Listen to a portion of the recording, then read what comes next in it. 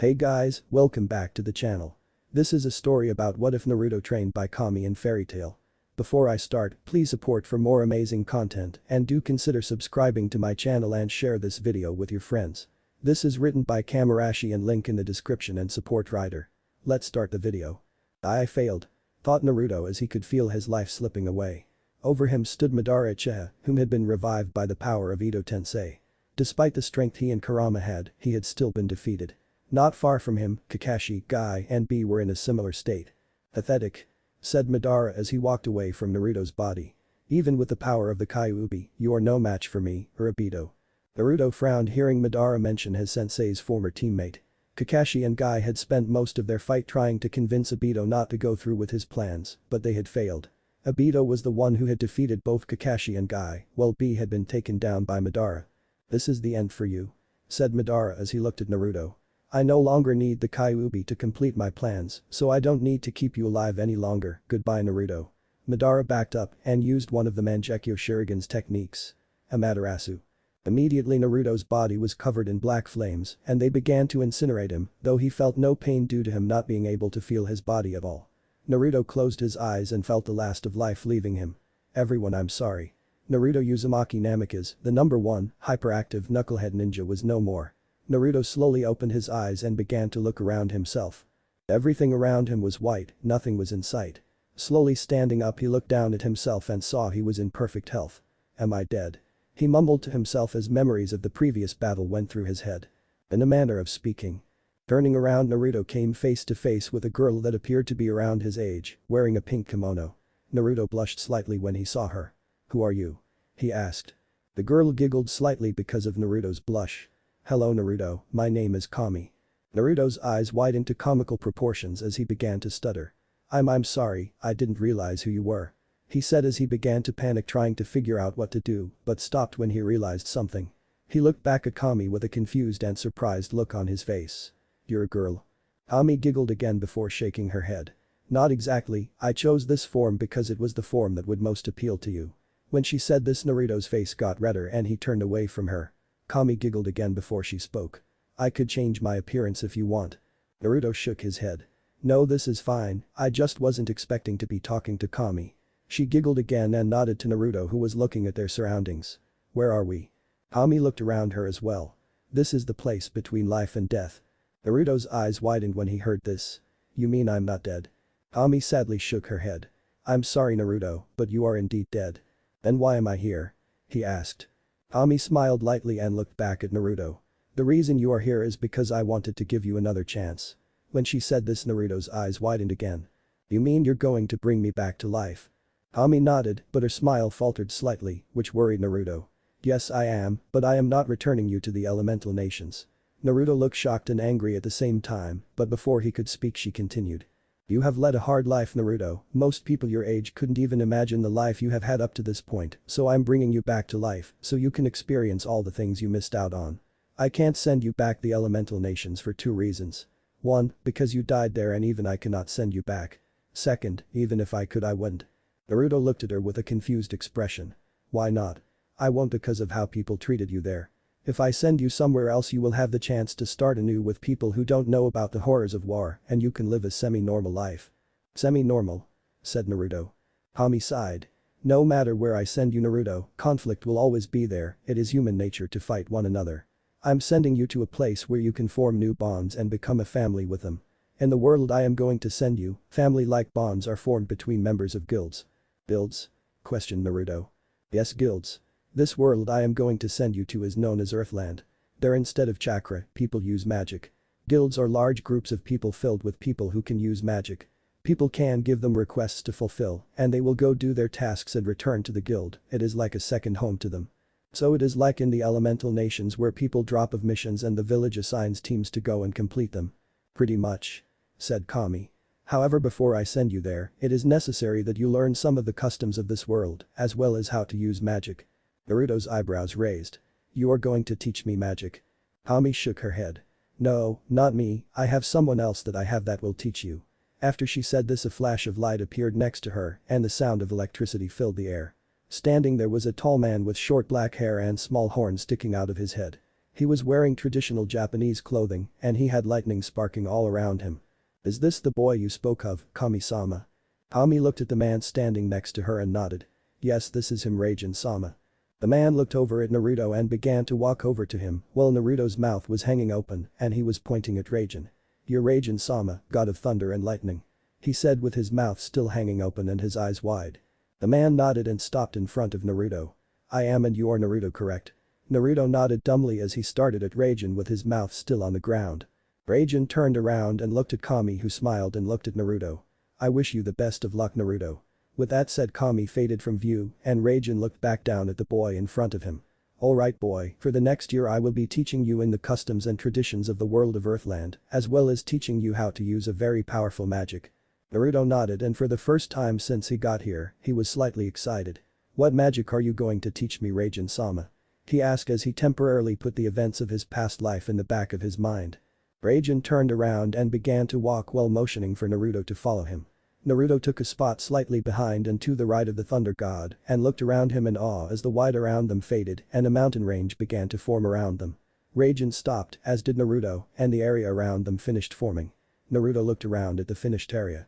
They appeared to be in a large flat expanse of rocky land covered with rocks and boulders. Around them all you could see was mountain after mountain, each one being enormous in size. Naruto looked up and saw dark clouds had formed above them. He heard Raijin cough slightly, gaining Naruto's attention as he looked at him. "This world we are currently in can be changed to fit any kind of training I need to put you through. I am going to be teaching you a magic categorized as lost magic by the people of Earthland. I am going to be teaching you how to control a power similar to mine known as God Slayer magic, or more specifically lightning God Slayer magic." After Raijin finished speaking, he lifted up his hand and black lightning quickly covered it. When Naruto saw this, he couldn't help but frown because the lightning reminded him of Sasuke's black Chidori. Even so, he was excited to learn how to use it. "As I teach you about this magic, I will also be teaching you about the customs and traditions of Earthland, one being there is no need to end a person's name with a honorific." Naruto's face showed surprise at that. "So I should just call you Raijin?" Seeing said god nod, Naruto couldn't help but feel slightly awkward at the fact that he would be referring to a god in such a familiar way. Raijin removed the lightning from his fist and sat down and motioned for Naruto to do the same. When Naruto was fully seated, he began the first lesson. "The first thing you need to do is feel the magic power inside of you. Not everyone has magic inside of them. Earthland is full of magical energy, but only about 10% of the people can actually use magic. Think about how it felt to draw on your chakra, it will feel different than it, but finding your magic power should be similar to finding your chakra." The question entered Naruto's mind when he heard him say that. "Do I still have chakra, Raijin? Ignoring the small error that Naruto made, Raijin answered his question with a shake of his head. "No, when you died in the elemental nations, your chakra died with you." Naruto nodded as he expected that response, but wanted to ask to make sure. He closed his eyes and began to look for the magic inside of him. At first, he didn't find anything, but after a few minutes he felt something. It was small, but it was still there. Naruto reached for the strange energy, and when he felt it he realized it was large than he thought it was. He began to pull on the power, trying to harness it. On the outside, Raijin looked at him with a neutral expression on his face. After a few minutes of nothing happening, he was going to tell Naruto to stop until he saw a wide aura surround Naruto, and at the same time he felt his magic power. "It's like a guest. He naturally has a large amount of magic power, like he had a lot of chakra, this will make things easier." He thought as felt a small smirk come to his face. After watching Naruto exert his magical power for a few moments, Raijin ordered him to stop, which Naruto did. When he opened his eyes and looked at Raijin, he couldn't help but smile. What Raijin said was true, drawing on magical power was similar to drawing on his chakra, though it was slightly more difficult because magic felt different than chakra.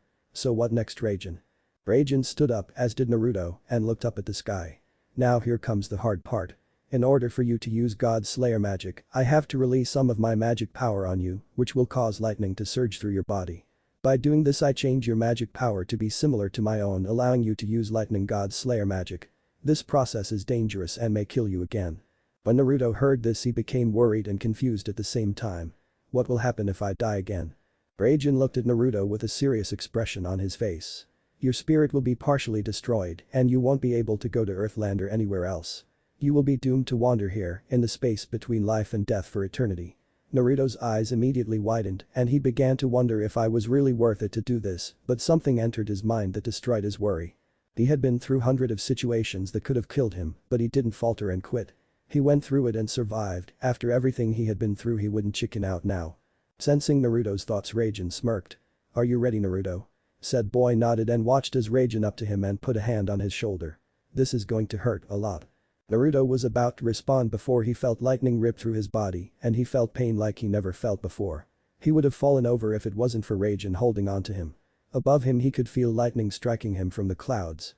He could feel the fake earth below him shake with the power going through it. "I'm going to die." This thought kept going through Naruto's head as the undescribable pain ripped through his body. With pure willpower, Naruto held on and focused on thoughts that would give him strength, like friends from his old life and his parents. After what seemed like an eternity, the pain began to feel warm and the pain subsided and was replaced by a pleasant feeling. Opening his eyes, Naruto expected to see the process was finished but was shocked when he saw that the lightning was still coursing through his body. Raijin saw Naruto open his eyes and smiled before letting go of Naruto and backing away, preparing to watch the fireworks. For a few seconds nothing happened, just Naruto looking over his body before the lightning grew more intense and began to spark and crackle with more power. The clouds opened up and more lightning began to strike Naruto, but he felt no pain. The lightning began to condense before the lightning bolts turned black around Naruto and blocked him from view. Raijin quickly jumped up on top of a mountain as he saw a large ball of black lightning surround Naruto. The ground and mountains around him began to crack from the powerful lightning striking all over the area. He couldn't hold in a big smirk when saw all the destruction Naruto's magic was causing. "Oh yeah, he's going to be a worth god slayer when I'm done with him." The lightning died down and the area below was covered with smoke with black lightning sparking randomly all over the area. Raijin jumped back down and walked through the smoke and saw an interesting sight. Naruto was standing there with his head down and his hands balled up into fists. All around him black lightning crackled with a wide aura surrounding him. After the smoke completely disappeared around the area, Naruto lifted up his head and looked at Raijin with a smile. Raijin smirked at Naruto and crossed his arms in front his chest. "Well done, Naruto, you are now the world's first lightning god slayer." A year quickly went by as Naruto trained with Raijin. He quickly learned the skills that came with being the lightning god slayer, as well as learning more about the world he would soon be entering, Earthland. He learned more about guilds and how they are run, as well as the new technology that was in Earthland, like trains. The more he learned about Earthland, the more he liked it. He especially liked the idea of guilds and decided he was going to join a guild when he went to Earthland, which Raijin agreed was a good idea. The now 17-year-old had changed a lot in his year of training. He had grown a large amount and was now almost the same height as his old sensei Jiraiya. Naruto was currently 6 feet tall, while Jiraiya was only 3 inches taller than that. He also let his blonde hair grow out and now looked extremely similar to his father's hair, only slightly shorter. His whisker marks were still present, but they had faded due to Kurama no longer being sealed inside his body. Another thing about him was he no longer had his orange ninja clothing on, with some pestering from Raijin he changed his style of clothes. He now wore black pants and an orange short-sleeved shirt, with the sleeves becoming black at the edge. He also wore boots instead of sandals. Personality-wise he hadn't changed much. He still acted like an idiot at times and had his moments where he was extremely hyper, usually when he was excited about something, more than likely ramen. He had learned to be serious when he needed to be and grew more patient as well, which was one of the more challenging things Raijin beat into him, though his training for Sage Mode when he was still a ninja helped. Currently it was the last day of his training and Naruto would soon be going to Earthland to start his new life as a mage. He hadn't decided what guild he was going to join, so he decided when he entered Earthland, he would wander around a bit to try and find a guild that he liked. Raijin taught him about guilds and dark guilds, but he left out the names of them, which annoyed Naruto. He was currently sitting under a tree looking around at the fake wildlife that wandered through the forest. Naruto stood up and stretched and began to walk in a seemingly random direction. He kept walking like that with a bored look on his face. He had only walked for a minute before his hand left his pocket and sped up to his right, catching a fist that was aimed for his head. Looking over he saw Raijin standing there with a smirk on his face as he pulled his fist back. "Good, like I taught you, never let your guard down even for a second." Naruto nodded and smiled at the god in front of him. Through the year of training he had grown close to the lightning god and considered him a friend, which he thought was kind of weird to consider a god a close friend, but it was the truth. Raijin crossed his arms and looked at Naruto with a smile. "You have come a long way, Naruto, and you are finally ready to enter Earthland." Naruto quickly grew excited as he had been waiting for Raijin to tell him that for a week now. After all he had heard about Earthland he knew he would like it there. Raijin uncrossed his arms, held his left arm out a door seemingly appearing out of nowhere. Naruto had grown used to this kind of thing. Raijin liked to create random objects out of nothing. One part of his training he remembered was when Raijin forced him to dodge random objects he created that then fell from the sky, like boulders, trains, boats, and sometimes even large animals, which then proceeded to try and kill him. Naruto, lost in thought, failed to notice that Raijin was staring at him with a serious look on his face. "Naruto," he said, gaining the boy's attention. "Over the years I have seen you grow and become strong. Never forget the things you learned in your past life and what I taught you." He then walked over to the door and opened it, showing complete black behind it. "This door will take you to Earthland." After he said that, Raijin turned and walked behind Naruto and formed another door, which then opened and revealed pure white behind it. "This door will take you to the afterlife." When Naruto heard that, his eyes widened and he looked at Raijin in confusion. Seeing the look, Raijin explained. "I am giving you the option to go to the next life and reunite with some of your past friends, comrades, and family." Naruto's eyes widened further. "Why are you giving me the option now to go to the afterlife?" After looking thoughtful for a moment, Raijin replied. "I have thought about your previous life and what you had been through, and I thought you deserved to make the choice of what you want to do. If you go to the afterlife, everything you learned from me will be forgotten and you will see your loved ones again that have also passed on." Raijin then pointed to the door behind Naruto. "If you go to Earthland, you will get a chance at another life that you could not have before. You will forge new bonds and get new loved ones.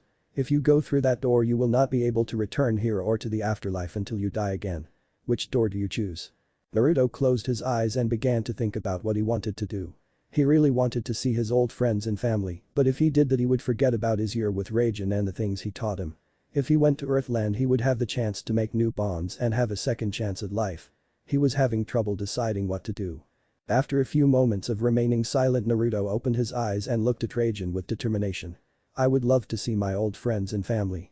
After Naruto said this, Raijin frowned, thinking Naruto was going to go to the afterlife, but his worries were erased when Naruto continued speaking. "However, if I go to Earthland, I will have the chance to make new friends and comrades. If I go to the afterlife, I will forget all about Earthland and everything you taught me, but if I go to Earthland, I will still remember everything and be able to remember my friends and family from my life as a ninja." Naruto smiled as he looked at the door to the afterlife. "I remember my mother telling me she wanted me to live a happy life, and my father wished me the same. They would want me to go to Earthland. Everyone can wait for me." Raijin smiled at what the boy said and nodded, closing the door to the afterlife. "Go then, Naruto. I wish you the best of luck and never forget what you learned here." Naruto smiled and nodded while walking up to Raijin and put out his hand. The god looked at it for a second before returning the smile and shaking Naruto's hand. The blonde smiled at Raijin once more before turning around and walking toward the darkness behind the other door that led to Earthland. Before he went in, however, he heard Raijin speak. "Naruto, I wasn't supposed to tell you this, but with what you just told me, I think you have earned the right to know." Naruto looked back at the god, curiously signaling him to continue. "Naruto, while you were in this world between life and death, no time passed on the outside. In the elemental nations, the war is still exactly as you remember it." Naruto's eyes widened and he was going to speak, but Raijin beat him to it. "You were told Kami could not send you back to the world of the living." Naruto nodded with a frown. Raijin smiled at Naruto once more before turning around and walking away. "She told the truth, but that doesn't mean it's impossible to go back." Naruto's eyes widened again as he heard what Raijin told him. "In Earthland, magic is limitless. It is possible that there is magic that will allow you to go back to the elemental nations." Naruto had a shocked look on his face as he talked to the god. "Really? Are you sure?" Raijin stopped and nodded and began to fade from sight. Naruto heard him speak as his teacher and friend disappeared. "Yes, the magic does not exist yet, but that doesn't mean that it never will. In your travels in Earthland, you may find someone or something that will allow you to go back to the elemental nations." Raijin turned and looked back at the blonde boy he now considered a friend. "You have shown great skill with magic, Naruto, so I know if you find the right information you can go back to the elemental nations. Goodbye, Naruto Namikaze." With that, Raijin disappeared. Naruto looked shocked as he processed the information Raijin just told him. He could go back, but he would have to work hard and figure out how to get there. With a determined look, Naruto turned around and walked into the blackness and felt something grab him and pull before a bright flash of light blinded him. The next thing he knew, he was laying on his back looking at the blue sky. Sitting up, he began to take in his surroundings. Around him he saw grass and trees, but nothing that indicated that he was in Earthland. Looking at his feet, he saw that he was standing on what appeared to be metal bars spread apart on top of what looked like gravel. He was about to start walking until he heard a loud whistle behind him. He turned around and panicked when he saw what matched the description of a train rushing toward him. He quickly jumped out of the way just as the train went past, barely missing him. Sitting up in the grass a little bit away from the rail, he stood up and dusted himself off as he looked around. Yep, I'm definitely in Earthland. He said to himself as he went off in the direction the train was going, knowing that it would lead to a city. Naruto wasn't following the train for very long before a town came into sight. As he walked in behind the train into the train station, he began to look around for anything that would tell him where he was. He jumped up onto the walkway beside the train, earning surprised looks from people, which he ignored. He walked up to a map on the wall which had a circle around his current location with the name above the map. Onibus Town. He said to himself as he looked it over. He noticed that beside the map there was an ad for a bar that preferred to serve mages. Naruto looked over and saw an elderly man sitting on a bench and appeared to be reading a newspaper. "Excuse me," said Naruto as he walked up to the man. The man looked up at Naruto and gave him a questioning look. "Can I help you?" he asked. Naruto nodded and pointed over to the advertisement on the wall beside them. "Can you give me directions to that bar?" The man nodded and pointed toward the exit of the station. "If you leave the station and take a left and keep going you'll see it is not too far from here." Naruto thanked the man, headed in the direction he was told to go.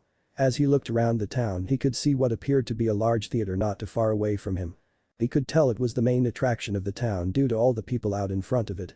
Since he had never been in a theater before, he wanted to go inside and look around but decided to look at it later. He wanted to get to the bar first.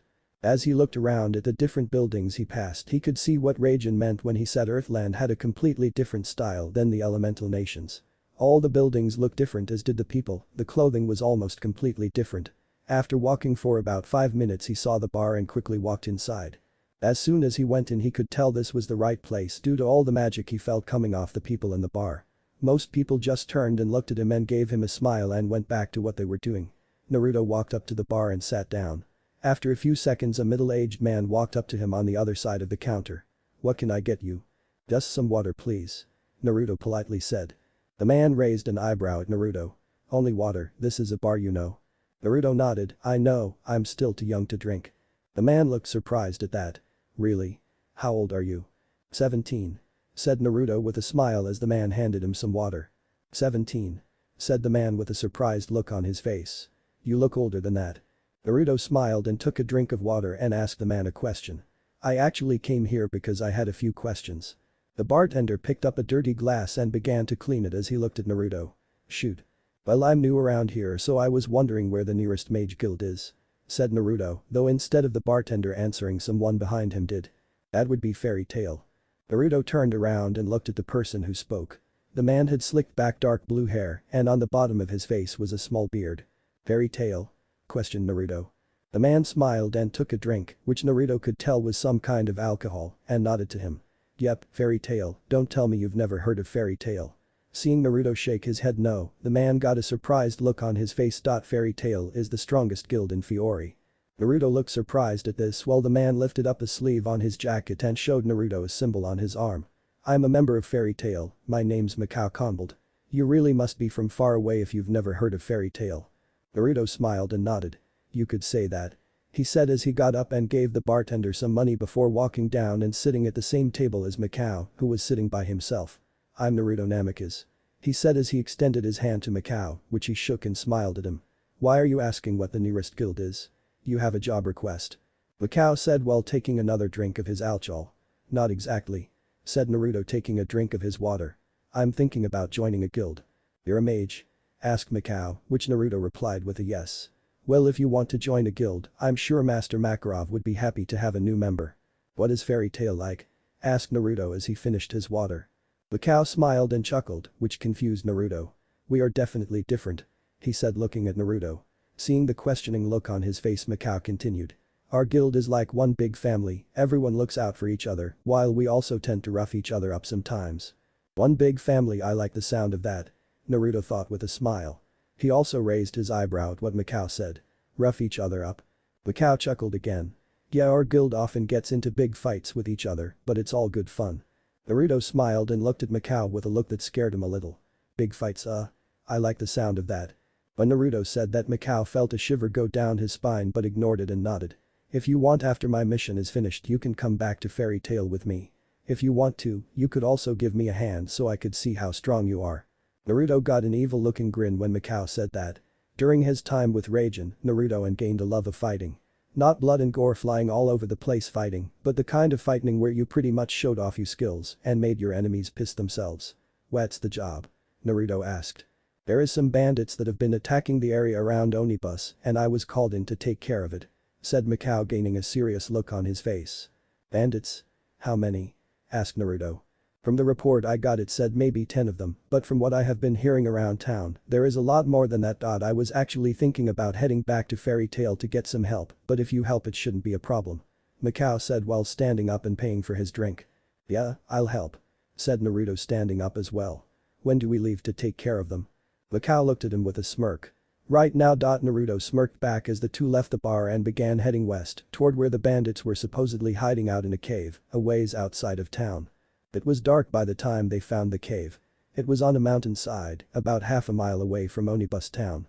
Naruto and Mikao were currently standing outside the cave staring inside. They knew this was the place because they had encountered a guard outside, which Mikao quickly took care of. The two looked at each other and nodded as they headed into the cave. They walked for a good minute before they could see light in front of them. They quietly came into a room and up to stairs that led down into a large room that was lined with torches. A laugh caught Mikao and Naruto's attention. The laugh came from a rather large man holding on to a small child by the neck. The man threw the child, which they could now tell was a boy, against the wall, where they saw there was a large amount of people in the same place. "Looks like we have enough," said another man that was standing besides the large one. "You always get the job done, Lars." The large man, whose name was apparently Lars, laughed as he looked at all the children by the wall. "Of course. I'm the best at catching slaves." Naruto felt his anger rise when he heard that. Slavers. He thought bitterly. He looked around the room and saw a lot of the goods that were reported to have been stolen. He was about to go down, but a hand grabbed his shoulder and he turned around, giving him a surprised look. "Are you crazy?" he whispered. "There is way too many people here for us to take down. We need to leave and get help." Naruto shook his hand and brushed Mikao's hand off. "Those people may not be here by the time we got back with help, we need to help them now," he said firmly before walking down the stairs. Mikao was about to stop him, but saw the determined look in Naruto's face and stopped. One of the slaves stood up, who appeared to be a boy in his late teens, tried to attack Lars. Lars simply laughed at the pathetic attempt to fight and pushed the boy back. "You need to be taught a lesson," yelled the man as he raised what appeared to be a club and swung it down at the boy, who closed his eyes. However, the pain from the swing never came and the boy opened eyes and was greeted by the sight of a blonde-haired boy who was holding the club with one hand. Meanwhile, Mikao was looking back and forth between the last place he saw Naruto, which was halfway down the stairs, to the place he was at now on the other side of the room. How did he get over there so fast? I took my eyes off him for a second and he was gone. The room went to silent as all the bandits looked at the boy with surprise, which quickly turned to anger. "Who the hell are you?" Lars yelled as he pulled his club back and placed it on his shoulder. Naruto lowered his arm to his side and looked at Lars with a look that showed a heavy amount of anger. "I hate people who hurt those who can't defend themselves," he said as he was still looking straight at the large man. "You will release all of these people now, return all these things to who you stole them from, and turn yourselves in." All the bandits were silent for a moment but then began to laugh at Naruto, who wasn't fazed by their laughter. "Well, we have a funny man here," yelled Lars as he looked around at all the bandits. "Who are you, boy? I like to know the names of the people I kill." Naruto still looked at Lars with a serious expression on his face. "My name is Naruto Namikaze, and if you don't surrender now I won't hold back." Lars began to laugh again as he looked over all his fellow bandits. "Isn't this kid great? He thinks he can take us all on." Lars looked back at Naruto with a smirk on his face before he yelled and raised his club over his head and swung down. No one in the room was expecting what happened next. Naruto sighed and muttered, "So be it." Just as Lars' club was coming down, Naruto brought up his left arm and bent it in front of him. Right before it hit, he swung his arm to his left. As he did, his arm hit the club, completely destroying the top half of it. As the pieces of the club flew across the room, all the bandits' mouths hit the floor while Lars' eyes nearly bulged out of his head. The other slaves and Mikao had pretty much the same reaction as the bandits. Mikao though was more shocked because of something he noticed about Naruto when he did that. He didn't even use any magic in that swing. Naruto turned his head in Mikao's direction as he began to lightly stretch. "Mikao, come down here and protect these people. I'll take care of these guys," Naruto said while pointing his thumb in the direction of all the bandits. Not waiting for a response, Naruto looked in the direction of all the bandits. "Normally I wouldn't use this on non-mages, but I'll make an exception for scum like you," Naruto calmly said, fully turning his body in the bandits' direction. Lars' face hardened as he looked at the blonde boy in front of him. "Damn brat," he yelled as he threw his fist at Naruto's face, but just before the punch connected he disappeared in a black flash. Lars began to look back and forth for the boy but couldn't find him. Where the hell did he didn't get to finish. Naruto appeared next to him in another black flash and kicked him in the face, sending him sprawling to the other side of the room. All the bandits turned to look at the fallen man and saw blood trailing down his face. He was out. The same thought went through the bandits' head as they looked at the fallen Lars. He knocked him out with one kick. They were brought from their thoughts by Naruto, who was now standing in the middle of the group looking around at all of them. Who's next? At first nothing happened, but one bandit finally yelled and charged at Naruto, the rest of them doing the same. Naruto disappeared in a black flash and began tearing through the bandits. Meanwhile, Mikao had run down and went around the bandits whose attention was now focused on Naruto and walked up to the captured people. "Are you alright?" he asked while looking them all over. Most of them ignored him and were completely engrossed in the fight taking place in front of them. Mikao turned around and he found out why. It was absolute chaos as bodies were flying away. All you could see was a black flash flying through them all and picking them all of one by one. The fight only lasted a minute as all the bandits were spread across the room, all groaning due to the pain they were in. Naruto looked over at Mikao and the slaves gave them a worried look. "Are all of you alright?" As all the slaves nodded dumbly, Mikao couldn't believe his eyes. Naruto had just went through all those bandits and it only took a minute. Not only that, but Naruto didn't have a scratch on him. This boy is strong, really strong. Naruto walked over to the slaves and began freeing them one by one. After a few seconds, Mikao began to help him. After a few minutes they had freed all the slaves. There was about 30 of them in total. "Mikao, why don't you go and get the authorities and take these people with you? I'll stay here and keep watch on all the bandits." Mikao just nodded and left the cave with the slaves following after him. That boy is something else. Mikao thought as he began to head in the direction of Onibus town. When I first met him he seemed like a happy carefree guy, but when he fought those bandits it's like his personality completely changed. Mikao came back with the authorities about 45 minutes later. They quickly gathered up the bandits and thanked the two mages and proceeded to take the bandits to prison. After the authorities left, Naruto and Mikao went to the train station and began heading toward Mongolia town, where Fairytale resided. In Onibus town, news quickly spread from the freed slaves about the blonde-haired boy who single-handedly defeated a large group of bandits in less than a minute. They were questioned about the fight, but the only thing they could tell them was that the boy was so fast they couldn't even see him. The only thing they could see was a black flash. Naruto had only been on the train for 5 minutes and already hated it. When the train first began to move, Naruto had a mini heart attack which Mikao thought was hilarious, much to Naruto's annoyance. Another thing, there was practically nothing he could do while on the train except talk and look out the window, and they still had another half an hour before they arrived at Magnolia. Naruto was currently looking out the window thinking about his past life, so he failed to notice Mikao staring at him. Those eyes, they hold so much sadness. No one his age should have a look like that. "Who are you?" Naruto Namikaze. "Naruto, since you're going to be a part of the guild, why don't you tell me a little about yourself?" Mikao said, leaning forward. Naruto frowned and tried to hide it, but Mikao noticed. Naruto had been worried that someone would ask him that. What could he say? If he told the truth they definitely wouldn't believe him, and he really didn't want to talk about his past right now, so he decided to tell him half the truth. "Well, there really isn't much to tell," Naruto said as he turned to look at the mage in front of him. "In the country I came from I was taught how to fight and use magic. I traveled around the country getting stronger and decided to leave and start a new life here in Fiori. I only arrived in Fiori a day ago." Mikao knew he wasn't telling the whole truth but didn't pressure Naruto to say anything, so he nodded and leaned back in his seat. "From what I can see we should be arriving in Magnolia soon. Before we go to Fairytale I need to make a stop first if that's alright." Naruto nodded and turned to look out the window again, watching the scenery go by, his thoughts returning to his old home.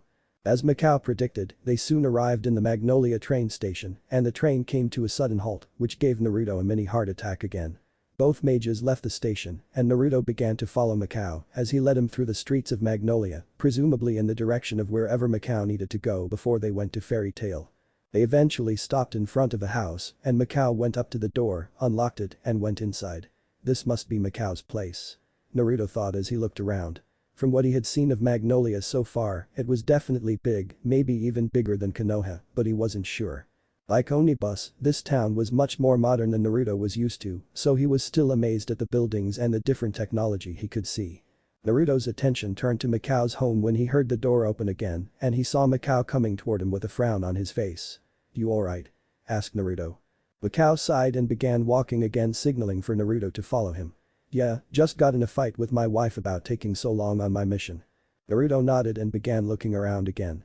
"So where is Fairytale exactly?" "It's toward the other side of town, it will take us a bit to get there." said Mikao, his face lighting up a bit. When Fairy Tail came into view, Naruto couldn't help but whistle at the impressive building. I'm not going to bother describing it because you should all know what the original building looked like. If you don't know, there is a link on my profile with a picture. As they got close, Naruto could hear what sounding like yelling going on inside. He looked over at Mikao, who had a smile on his face as he put his hand on the door. "Welcome to Fairy Tail." He pushed open the door and walked in, and Naruto followed him. As soon as he walked inside, he saw what appeared to be a large fight happening. Chairs and bodies were being thrown all over the place, tables were being destroyed, and even weak magic was flying around the room. Naruto could only watch with his mouth hanging open at the pure chaos taking place in front of him. Mikao laughed at Naruto's expression and just walked farther into the guild before he got hit with what appeared to be smoke, knocking him to the ground. He quickly got up and purple fire appeared in his hand as he glared at the man that hit him. "Wakaba." He yelled, throwing a small fireball at Wakaba, who dodged, and the two of them began to fight as well. The fight that stood out to Naruto was between a red-headed girl and a white-haired girl, who both looked to be a little younger than him, were rolling around on the floor, beating the living crap out of each other. Another that stuck out was between a pink-haired boy and a boy in only his boxers who looked to be wrestling with each other. Enough. Immediately all fighting in the room ceased, and Naruto looked at the other side of the room and saw an old, very short man standing on top of the counter for what appeared to be a bar. "Welcome back, Mikao, I trust the mission was successful." Mikao nodded, and the old man then turned and looked at Naruto with a curious expression. "Who is this Mikao? I saw him enter with you." Mikao smiled and walked over next to Naruto and put a hand on his shoulder. "I met this boy on my mission and he gave me a hand. Why don't you introduce yourself?" Naruto looked around the room and saw all the people present were now staring at him, and he couldn't help but felt slightly intimidated. Clearing his throat, he walked forward a little bit and looked at the elderly man. "My name is Naruto Namikaze." The old man smiled at him. "Good to meet you, Naruto. My name is Makarov Dreyer, I am the current master of Fairy Tail." Makarov hopped off the counter and walked up to Naruto and looked up at him. "I can tell you are a mage, not only because you helped Mikao, but because I can feel the magic inside you. What have you come to Fairy Tail for?" Naruto got a determined look on his face as he looked down at Makarov. "I came here because I want to join your guild." "Is that so? Let me have a look at you," said Makarov as he began to circle Naruto, who felt a little nervous with the man looking him over. Makarov stopped in front of him and gave him a serious look before his broke into a large smile. "I think you'll fit in just fine around here." Makarov signaled for Naruto to follow him. As he walked behind the master of Fairy Tail, he noticed that all the members were looking at him with curious expressions on their faces, and he heard bits and pieces of conversations going between the members. "I wonder what kind of magic he uses. I wonder how strong he is." Naruto couldn't help but smile lightly at all the questions being thrown around. Naruto stopped in front of the bar that Makarov had been standing on before, and he saw Makarov jump back up and grab something, then turn and look at Naruto. "Where do you want your guild mark, Naruto, and what color would you like?" Naruto thought for a minute before lifting up his right arm and pointing at the area in the middle of his forearm. "Right here, and could you make the mark orange?" Makarov nodded and put the stamp on Naruto's arm. "Welcome to Fairy Tail, Naruto," he said with a smile.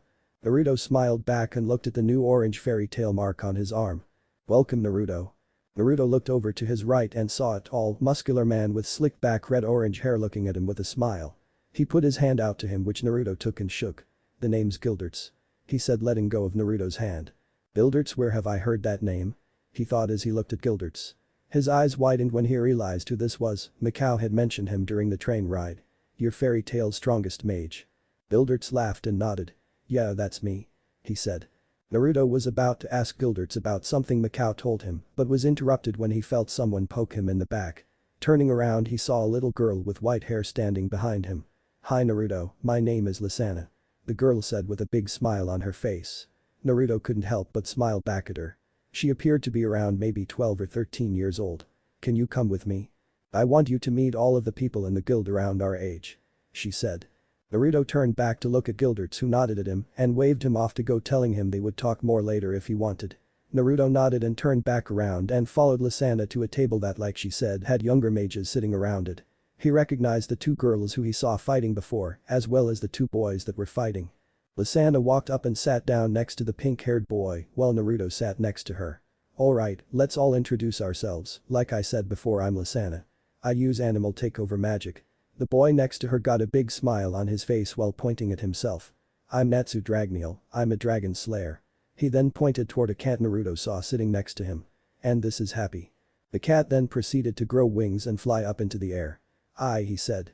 Naruto's eyes grew wide as he pointed at Happy. "Is that a flying cat and did it just say aye?" Natsu nodded and smiled while Happy went down and landed in Lisana's lap. "I'm not going to ask," Naruto said, earning a laugh from around the table. While everyone was laughing, Naruto thought about what Natsu said. "Dragon Slayer, huh? Raijin told me that Dragon Slayer magic is similar to God Slayer magic." Next to Natsu was a spiky, white-haired boy. "I'm Elfman, Lisana's older brother. I use Beast Soul Takeover." Naruto nodded and looked over to the girl next to Elfman. Next to Elfman was a brown-haired girl who was playing with cards. "I'm Cana Alberona, I use card magic," she said, and Naruto nodded politely at her and looked to the boy sitting next to her. "Card magic? Never heard of that before," thought Naruto. He was the one he saw fighting Natsu earlier. "I'm Grey Fullbuster, I use ice make magic," he said, putting his arms behind his head. "Grey, your clothes," said Cana. Grey then looked down at himself and saw he was once again in only his boxers. Grey quickly picked up his clothes and began to put them back on while everyone was laughing. Seeing the look on Naruto's face, Cana explained. "Grey has a habit of stripping at random times." Naruto just raised his eyebrows and shook his head while turning to the next person at the table. This girl looked to be the same age as Lisana. She had blue hair and was writing in a notebook. "I'm Levi McGarden, I use solid script magic," she said. "Never heard of that either." Next to her was the red-haired girl he saw fighting. What Naruto found odd was she was wearing armor. "I'm Urza Scarlet, I use requip magic," she said. "Wakao mentioned you," Naruto said, looking at her. "He said despite your age, you're one of Fairy Tale's strongest mages." "She isn't as strong as I am." Looking over, Naruto saw the girl that was fighting Urza when he arrived at Fairy Tale. "I'm Mirajane, Elfman and Lisana's older sister. I use Satan's Soul Takeover." Naruto was about to mention how Mikao mentioned her too, but stopped when Urza slammed her head against Mirajane and the two of them began pushing each other back and forth. "What do you mean, she isn't stronger than I am?" Urza said, still pushing against Mirajane. "You know what I mean, tomato head." The two of them began to roll around the guild, beating the crap out of each other, but were quickly stopped by Makarov. With Gildarts moments after Naruto goes to sit with Lisana and the others. Gildarts watched Naruto walk away before sitting next to Makarov. "How strong do you think he is?" Makarov looked at Naruto as he sat down and began talking to the people around the table he was at. "From what I felt of his magic power, he is definitely strong. We'll have to ask Mikao how strong exactly because he is the only one that has seen Naruto fight." Gildarts nodded and called over Mikao, who had been taking to Wakaba, who nodded at him and walked over. "What do you need, Gildarts?" Gildarts looked over at the master, who nodded and then looked back at Mikao. "Mikao, did you see Naruto use his magic when he helped you? If you did, how strong would you say he is?" Mikao gained a serious look on his face and sat down next to Gildarts. "It happened so fast I didn't see much, but he was able to destroy a bandit's club with his bare hand without using magic, and he was able to dispose of a large number of bandits in less than a minute." Gildarts' face showed surprise because he recognized what Mikao was talking about. "Wait, are you saying Naruto is the Black Flash?" Mikao looked over at Gildarts with confusion. "He looked like a Black Flash when he moved, but I don't think he's called that." News has been spreading recently about a boy who took out a large group of bandits in less than a minute and the only thing they could see was a Black Flash. Is that what the fight was like? Mikao smiled as he looked at Naruto. "Wow, he hasn't been in the guild for even an hour yet and he already has a reputation," he said, chuckling. Realizing that Mikao was telling them that Naruto was indeed the Black Flash, Gildarts looked over at Makarov, who had a thoughtful look on his face. "Mikao, what type of magic does Naruto use?" Mikao just shook his head. "I have no idea," he said. "The only thing I saw him do was his namesake." The three of them began to think what Naruto's magic might be before a commotion from his direction was heard. Looking up, they saw Urza and Mira rolling around on the floor. Gildarts chuckled lightly. "There they go again." Makarov grew in size and told the two of them to stop, which them immediately did. Makarov went back to his regular size as he walked over to Naruto. "Naruto, come with me." Naruto looked back at Makarov with confusion, but nodded and stood up as he was led outside by the master, followed by Gildarts. Area behind the guild. Behind the guild was what appeared to be a large training area. The area was flat with some trees spread throughout the area. Makarov led Naruto to close to the middle of the field and turned around and looked at Naruto while Gildarts walked past Naruto and stood next to Makarov. "We heard from Mikao what you did in Onibus, so we want to see how strong you are, Black Flash," said Gildarts. When Naruto heard the last thing, he raised his eyebrow. "Black Flash?" Gildarts nodded. "News has been spreading about a boy who defeated a group of bandits on his own in less than a minute and the only thing they could see was a Black Flash." Naruto's eyes widened slightly while a small grin appeared on his face. "Black Flash, huh? How ironic that I would have a name so similar to my father's. What kind of magic do you use, Naruto? Asked Makarov, sensing the nature of Naruto's magic, but he couldn't identify it because he had never felt anything like it before. Naruto couldn't keep the grin off his face when he imaged their surprise when he showed them his magic. My magic is unique, I guarantee you haven't seen it before. He said with a grin while crossing his arms in front of him. I don't know about that, Naruto, we have both seen quite a few kinds of magic. Said Gildarts while Makarov said nothing because he knew Naruto was right, he didn't recognize the nature of his magic. Naruto smirked and began to charge his magical energy, which made black bolts of lightning begin to crackle around him. I use a magic called God Slayer magic. God Slayer? Asked Gildarts, as he had never heard of it before. You're God Slayer? Said Makarov, surprise evident in his voice. Like dragon slayers, God Slayers were extremely rare and usually very powerful, however the last God Slayer was ages ago back in the time of Zareth. Naruto nodded with a grin and held out his hand as black lightning covered it. Not only can I use the God Slayer lightning, but I can use regular lightning as well, which isn't as powerful as the God Slayer lightning. He said while covering his other hand with yellow lightning. Naruto cancelled his lightning and put his hands in his pockets. Is that all you wanted me for, master, or was there something else? Naruto asked. He had a good idea why Makarov took him all the way out here to show him his magic. There is something else. Makarov said. I need to see exactly how strong you are so I know what requests I know you can take. Naruto quickly caught on to what Makarov wanted. Do you want me to fight you to show you how strong I am, master? He asked with a surprised look on his face. Makarov shook his head. No. He said, beginning to walk back towards the guild. I want you to fight Gildarts. Naruto's eyes widened as he looked over at Gildarts, who had a smirk on his face and began walking farther away from the guild. Naruto quickly followed him, looking back to see Makarov go back inside the guild. Isn't master going to watch? Asked Naruto, still looking back. No, I will judge how strong you are and tell master what I think when we are finished. He said, stopping at the far end of the training field, Naruto stopping a little bit away from him. Master is going to keep everyone inside in case we get too loud out here. Gildarts crossed his arms and looked at Naruto. Naruto nodded and smirked while getting into a fighting stance and looking at Gildarts. Gildarts returned the smirk. Just to warn you, I'm not very good at holding back. Good, I want a great fight from you, Gildarts. Said Naruto as he patiently waited for Gildarts to start their fight. Gildarts smiled as he began to exert some of his magic power, causing him to be surrounded by a wide aura, while Naruto began crackling with black electricity. Begin. Naruto and Gildarts stood across from each other in the training field behind Fairytale, standing a long ways away from the building, not wanting to damage it during their fight. Just to warn you, Naruto, I'm not good at holding back.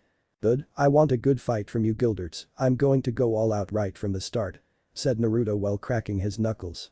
Begin. Naruto immediately disappeared in a black flash and reappeared in the air above Gildarts as black lightning covered his right fist. Lightning gods. Oh shit, he wasn't kidding. Gildarts quickly covered his arm with crash magic and swung his fist to meet Naruto's. Hammer. Fairytale. Makarov re-entered the guild and saw the members all looking at him. Where did Gildarts and Naruto go, master? Asked a petite voice of Laxus. Makarov walked back over and sat on his usual spot on the counter and took a drink before speaking.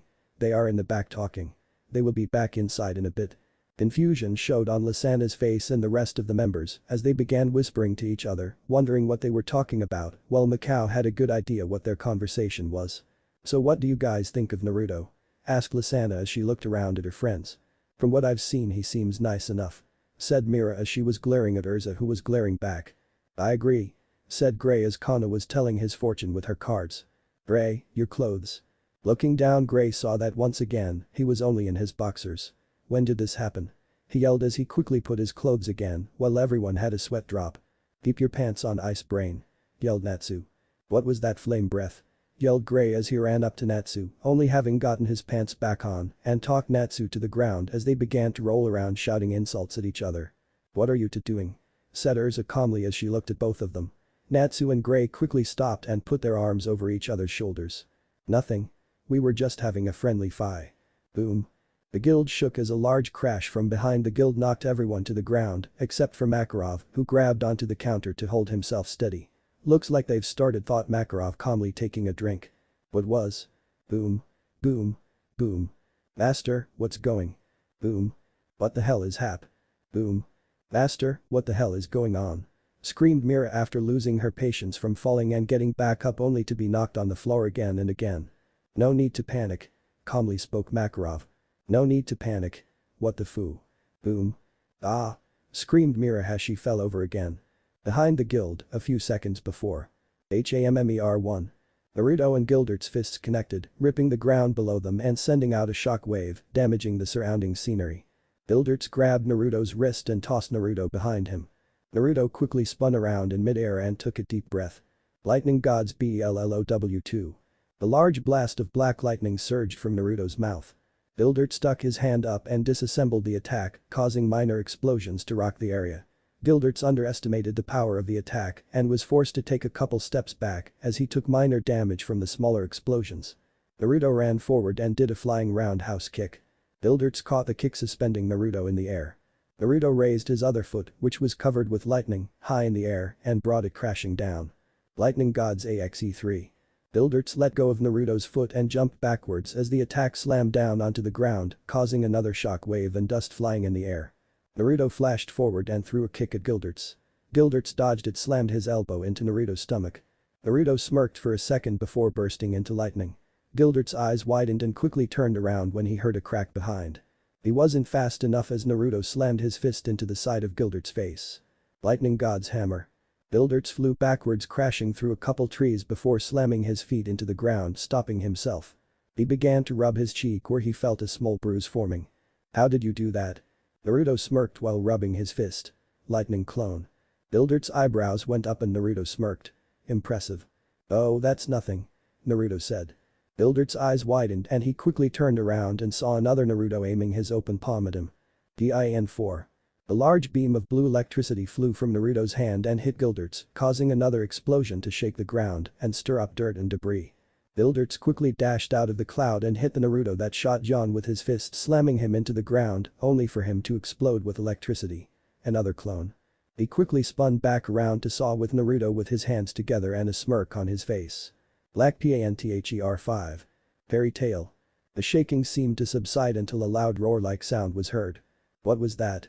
Thought Makarov, turning slightly in the direction of the training field with a raised eyebrow. What was that? Master, what the hell is? Boom. Oh, come on. Screamed Mira, falling over again. Behind the guild. Gildarts' eyebrows raised as the large beast ran at him. He didn't have enough time to disassemble it, so he threw his fist forward and countered with a wave of crash magic. The wave his the best, straight on, only battling for dominance for a second before it ripped through the attack and headed for Naruto. Shit. I put too much power into that. Naruto saw the blast rip through his attack, so he flashed out of the way, narrowly avoiding the attack, which impacted the ground, causing an enormous explosion. Naruto looked at the destruction and knew he was in trouble. He has dodging my attacks and even got it with a few, and he can still do something like that. No wonder he is Fairy Tail's ace. Naruto heard clapping and he saw Gildarts looking at him with a smile on his face. Well done, Naruto. It's been a while since someone actually gave me a decent workout. Naruto looked Gildarts over and saw he had a couple scratches and bruises, but other than that he looked completely fine. He has been going easy on me this entire time. Naruto thought bitterly. This fight wasn't for me to beat Gildarts, it was to see how strong I was. I need to at least get a good hit on him. Why don't we wrap this up, Naruto? I'm guessing Master is having trouble keeping everyone from coming out here to see what all the commotion is. Naruto smirked as he grabbed his right arm and put it straight down in front of him, and lightning began to crackle all around him. My thoughts exactly. Gildarts watched as the lightning began to condense around Naruto's arm and the sound of chirping birds filled the air. What in the? Flashback. Besides using your God Slayer techniques, you need to learn more skills. Raijin was looking at Naruto, who was standing on the other side of the rocky clearing they were currently training in. I suggest trying to use your lightning magic and try to recreate lightning jutsu. Naruto looked surprised at that. That would work. Raijin nodded. As long as the element is lightning, you could recreate any lightning jutsu you wished with enough practice. Naruto smiled as his mind turned to one of his former sensei's signature moves. Then flashback. Naruto looked down at the condensed black lightning in his hand. I hope I made you proud, Kakashi-sensei. Naruto looked up and dashed toward Gildarts. Mercury. Gildarts' eyes widened and he cloaked his hand in crash magic and raised his hand just in time to meet the attack. Fairy Tail. The boom seemed to subside and everyone slowly stood up and looked around uneasily, not sure if the quakes were finished. Urza looked over at Makarov with a nervous expression on her face. Is it done? Makarov stayed silent for a moment and nodded. I believe so. Everyone let out a sigh of relief and began to lightly laugh at the craziness of what just occurred until a loud screeching noise hit their ears, followed by another explosion. "I guess not," said Makarov, getting up and walking toward the exit. "All of you stay here, I'm going to go check it out." Multiple objections began to be heard, but Makarov silenced them with a look and continued out the door. When Makarov reached the training ground, he couldn't help but raise his eyebrows. The place was a mess. Trees had been uprooted. Large craters littered the area, and on the far side he saw Gildarts and Naruto walking toward him with smiles on their faces. "I see it went well," said Makarov, once again looking over the place. Both Naruto and Gildarts laughed and followed Makarov as they headed back toward the guild. Once they went inside, they were greeted with surprised looks, especially from the younger generation. From what they could see, both Naruto and Gildarts looked a little worse for wear, Naruto especially. Gildarts had a few cuts and a bruise on his cheek. Naruto had a few cuts as well, mostly which were from flying debris, and his right arm was cut up pretty badly, and the sleeve of his shirt was gone. Cana quickly realized what was going on and her mouth dropped to the floor. "Don't tell me all that noise and shaking was from you too." Naruto and Gildarts nodded and began to laugh when they saw similar expressions as Cana spread throughout the room. Gildarts led Naruto to an infirmary-type room and sat him down, and Naruto began to bandage himself up as Gildarts left and sat next to Makarov, who was in his usual spot. "Well, what do you think?" asked Makarov, looking over at the man next to him. Gildarts smiled and nodded. "Oh yeah, he is definitely S-class mage material." Everyone's eyes widened further, and they began to excitedly talk among themselves about getting such a powerful mage that he was able to injure Gildarts. "The new guy fought Gildarts and I missed it," screamed Natsu, fire coming from his mouth as he spoke. "Shut up, Natsu," yelled Urza and Mira, who both hit him the back of the head, knocking him to the ground. Though they would never admit it, they would have liked to see the fight too. Makarov looked wearily at Gildarts. Something had been bugging the old mage since he saw Naruto's. "Gildarts, what exactly happened to Naruto's arm?" Gildarts' face grew serious, and he motioned for the master to follow him to one of the back rooms. When they reached it, Gildarts looked around to make sure no one was around. Seeing there wasn't, he looked back at Makarov. He brought out his right hand, which had been hidden since he entered the building, and showed it to Makarov, whose eyes bulged out of their sockets. Gildarts' right hand was completely burned and torn up.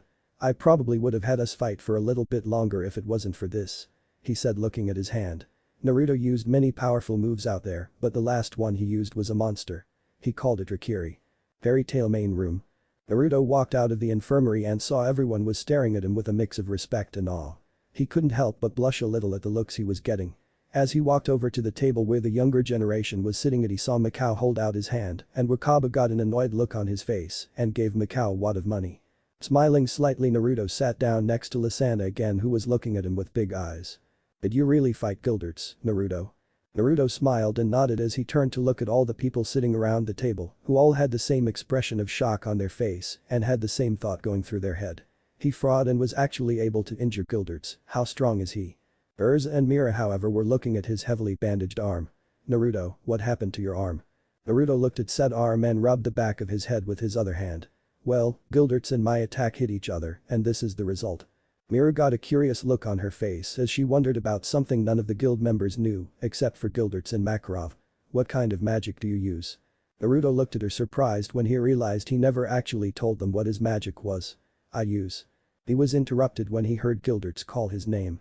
Looking over, he saw Gildarts looking at him with a smirk while Makarov was looking at his arm. "Alright, Naruto," said Makarov, taking his eyes off Naruto's arm. "Gildarts tells me you are definitely powerful enough to be an S-class mage." Everyone looked at Naruto with happy looks, except for Cana, who looked at him with anger. Not noticing the look he was getting from Cana, Naruto smiled. "However, Naruto, we have decided we are not going to make you S-class mage yet.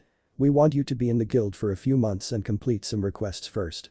Naruto nodded, understanding why Makarov said that. "So why don't you pick a request on the board?" Makarov said while pointing toward the request board. "And ask another mage to come with you, since this will be your first job." Naruto looked over all the mages who were there, thinking about who he wanted to come with him until someone volunteered themselves. "I'll go with you." Looking over, he saw it was Mira. Naruto felt a little weird thinking about how he was going to be shown what to do on a job by someone younger than him, but nodded gratefully. "Thanks," he said while standing up and walking towards the door. "I'll be back tomorrow, I'm going to go and rest." He was about to leave when a thought hit him. Naruto sheepishly turned around before looking at Makarov. "Anybody know where I can sleep? I don't exactly have any place to live." Makarov nodded. "You can stay at the Fairy Hills male dormitory." "What's Fairy Hills?" asked Naruto. Fairy Hills is a place where our mages can live if they wish. There is a male and female dormitory. The rent is 100,000 jewels per month, but since you don't have a place to live, I'll talk to the owner and let you stay a night for free," said Makarov. "I'll show you where it's at," said Gray as he walked up next to Naruto. Gray," said Naruto. "Yeah? Your clothes are gone again." "Ah!" yelled Gray as he quickly began to pull on his clothes while everyone was laughing at him. "I'll show you," said Natsu as he eagerly ran past Naruto and began to signal for Naruto to follow him. "See you later everyone," Naruto said as he began to follow Naruto. Behind him he heard a chorus of byes. As Naruto walked away, Cana looked bitterly at Naruto's back. "I have been here way longer than him and I haven't been made an S-class mage yet. Why does he get to become one? He didn't even take the exam." Fairy Hills.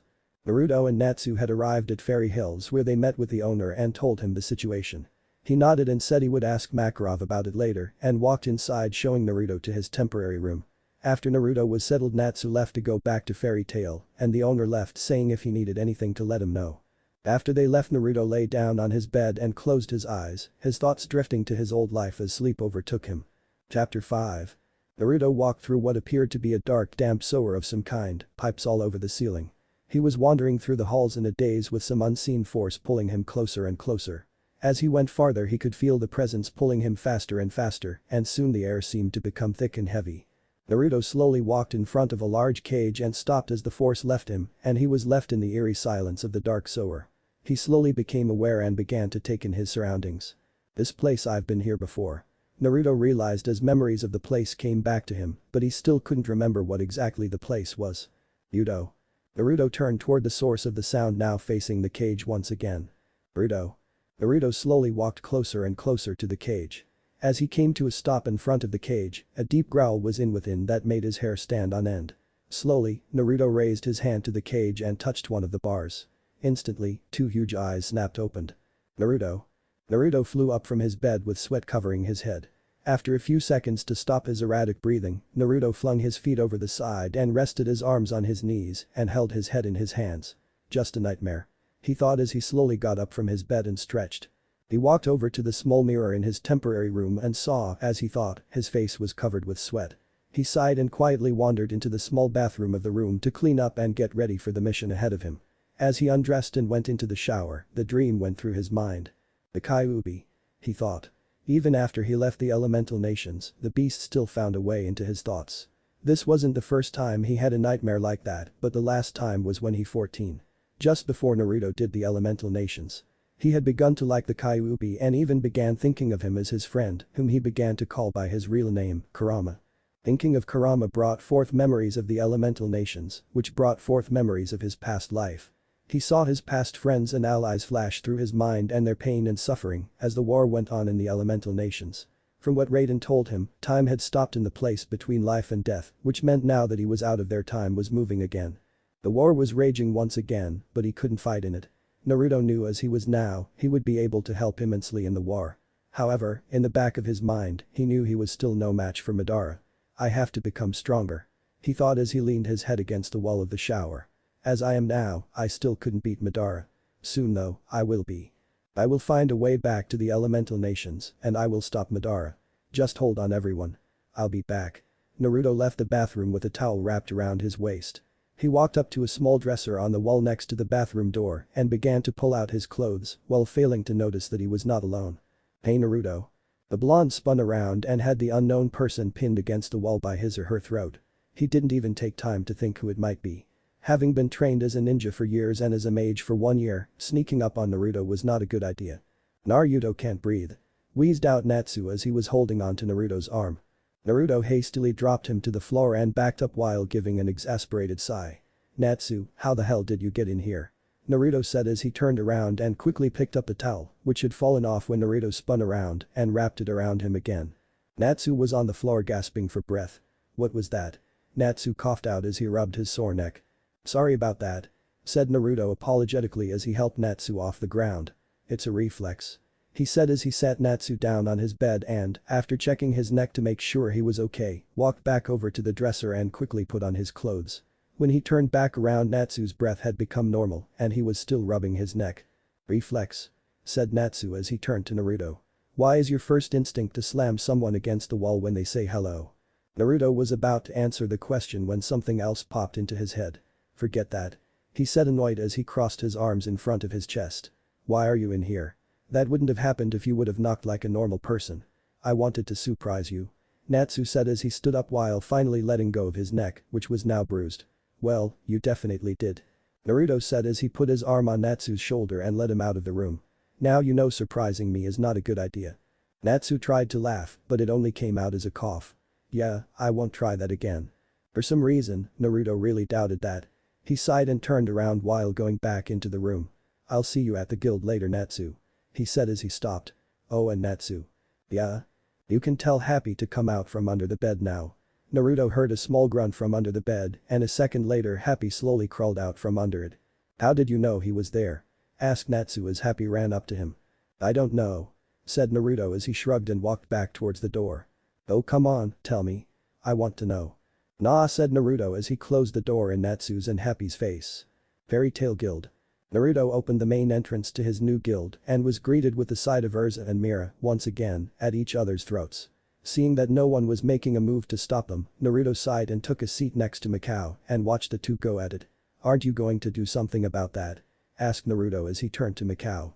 The man quickly shook his head. Hell no.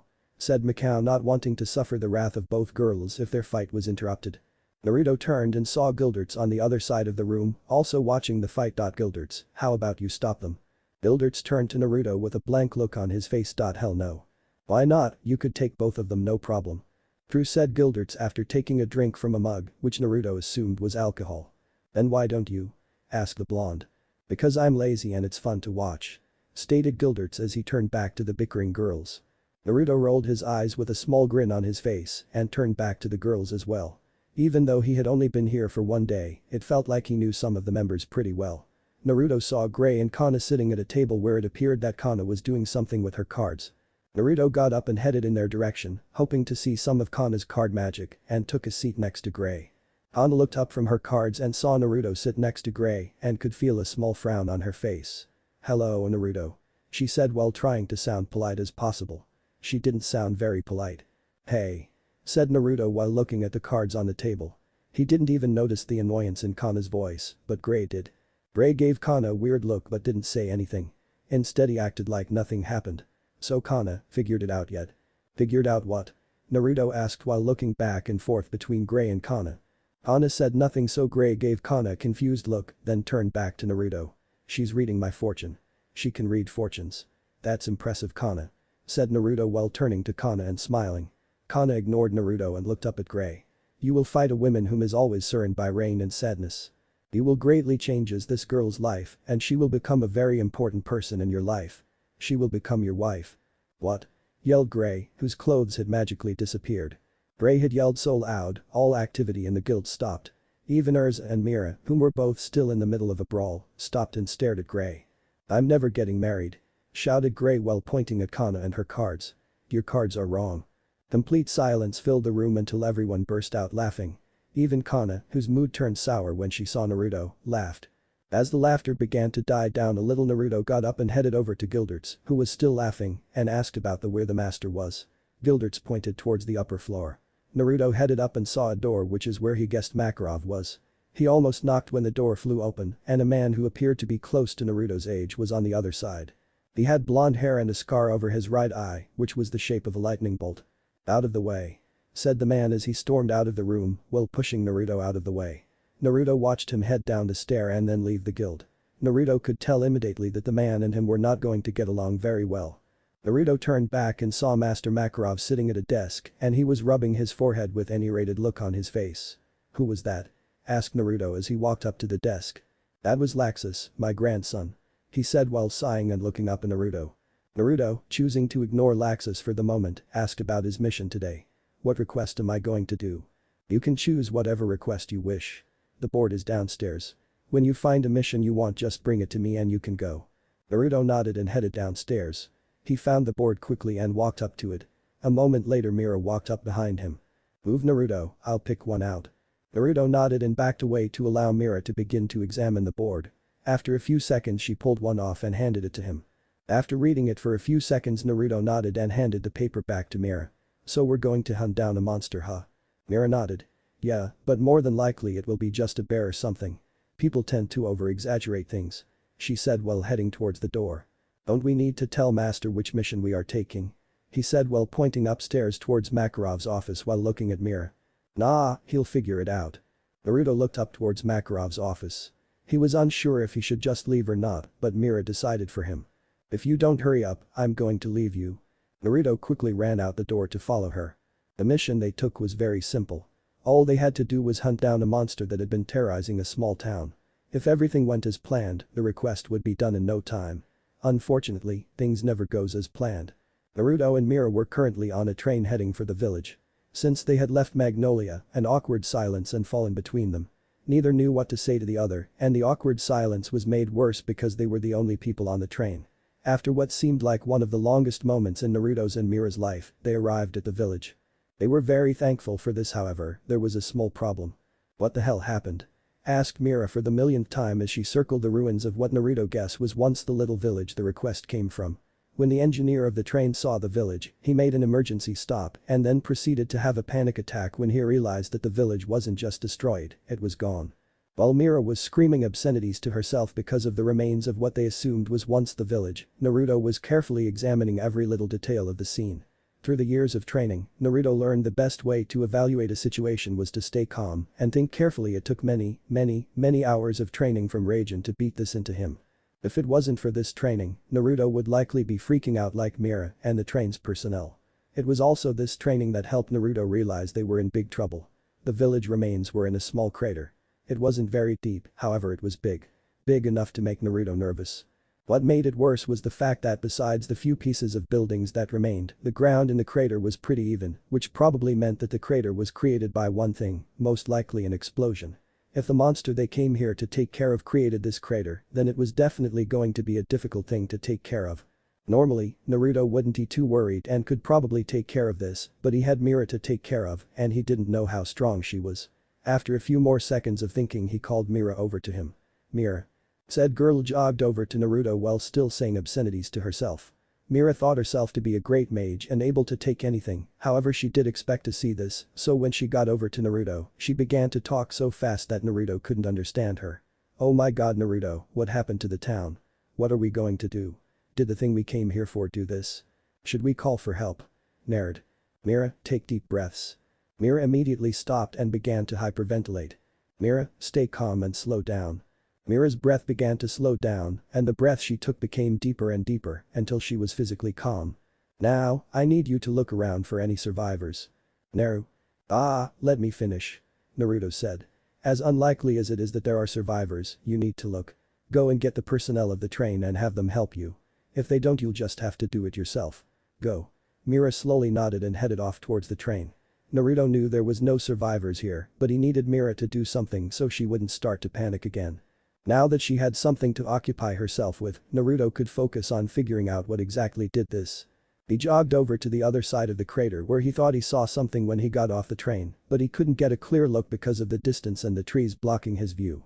When he reached the other side, he saw that he had seen something. There was a paw print, a big paw print. Naruto turned back to make sure that Mira was okay. Sure enough, he saw Mira and the train personnel looking around the crater. Nodding to himself, Naruto turned back around and began to follow the footprints. After following the footprints for around 10 minutes, Naruto could sense someone not far from him. The magic he felt was strangely familiar. He quickly approached the spot where he felt the magic and was greeted with something he may never see again.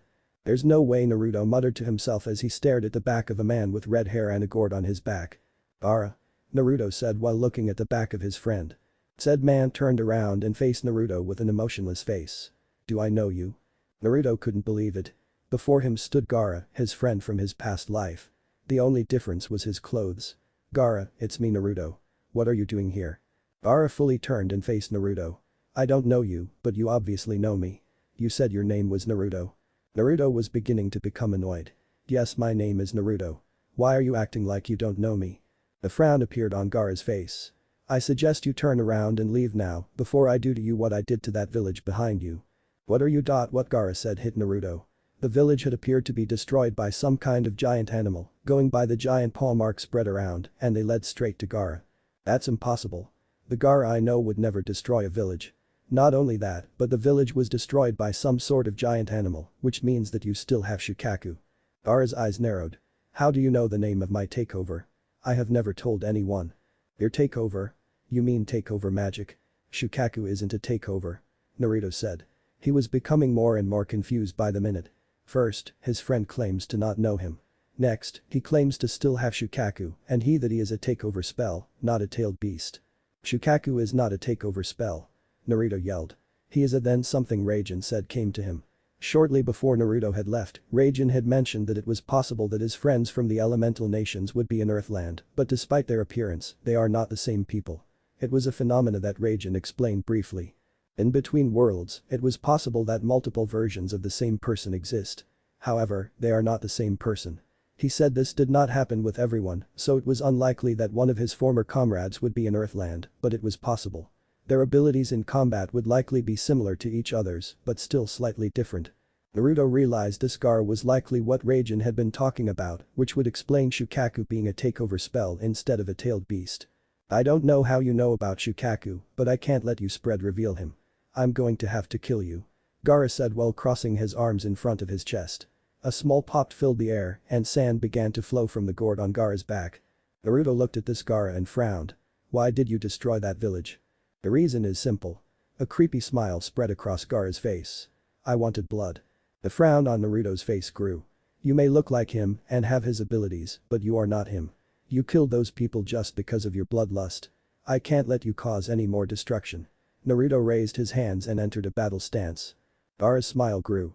Come on. Naruto flashed away and reappeared behind Gaara and swung his leg. Sand flew up and blocked his kick. Naruto frowned and flashed away.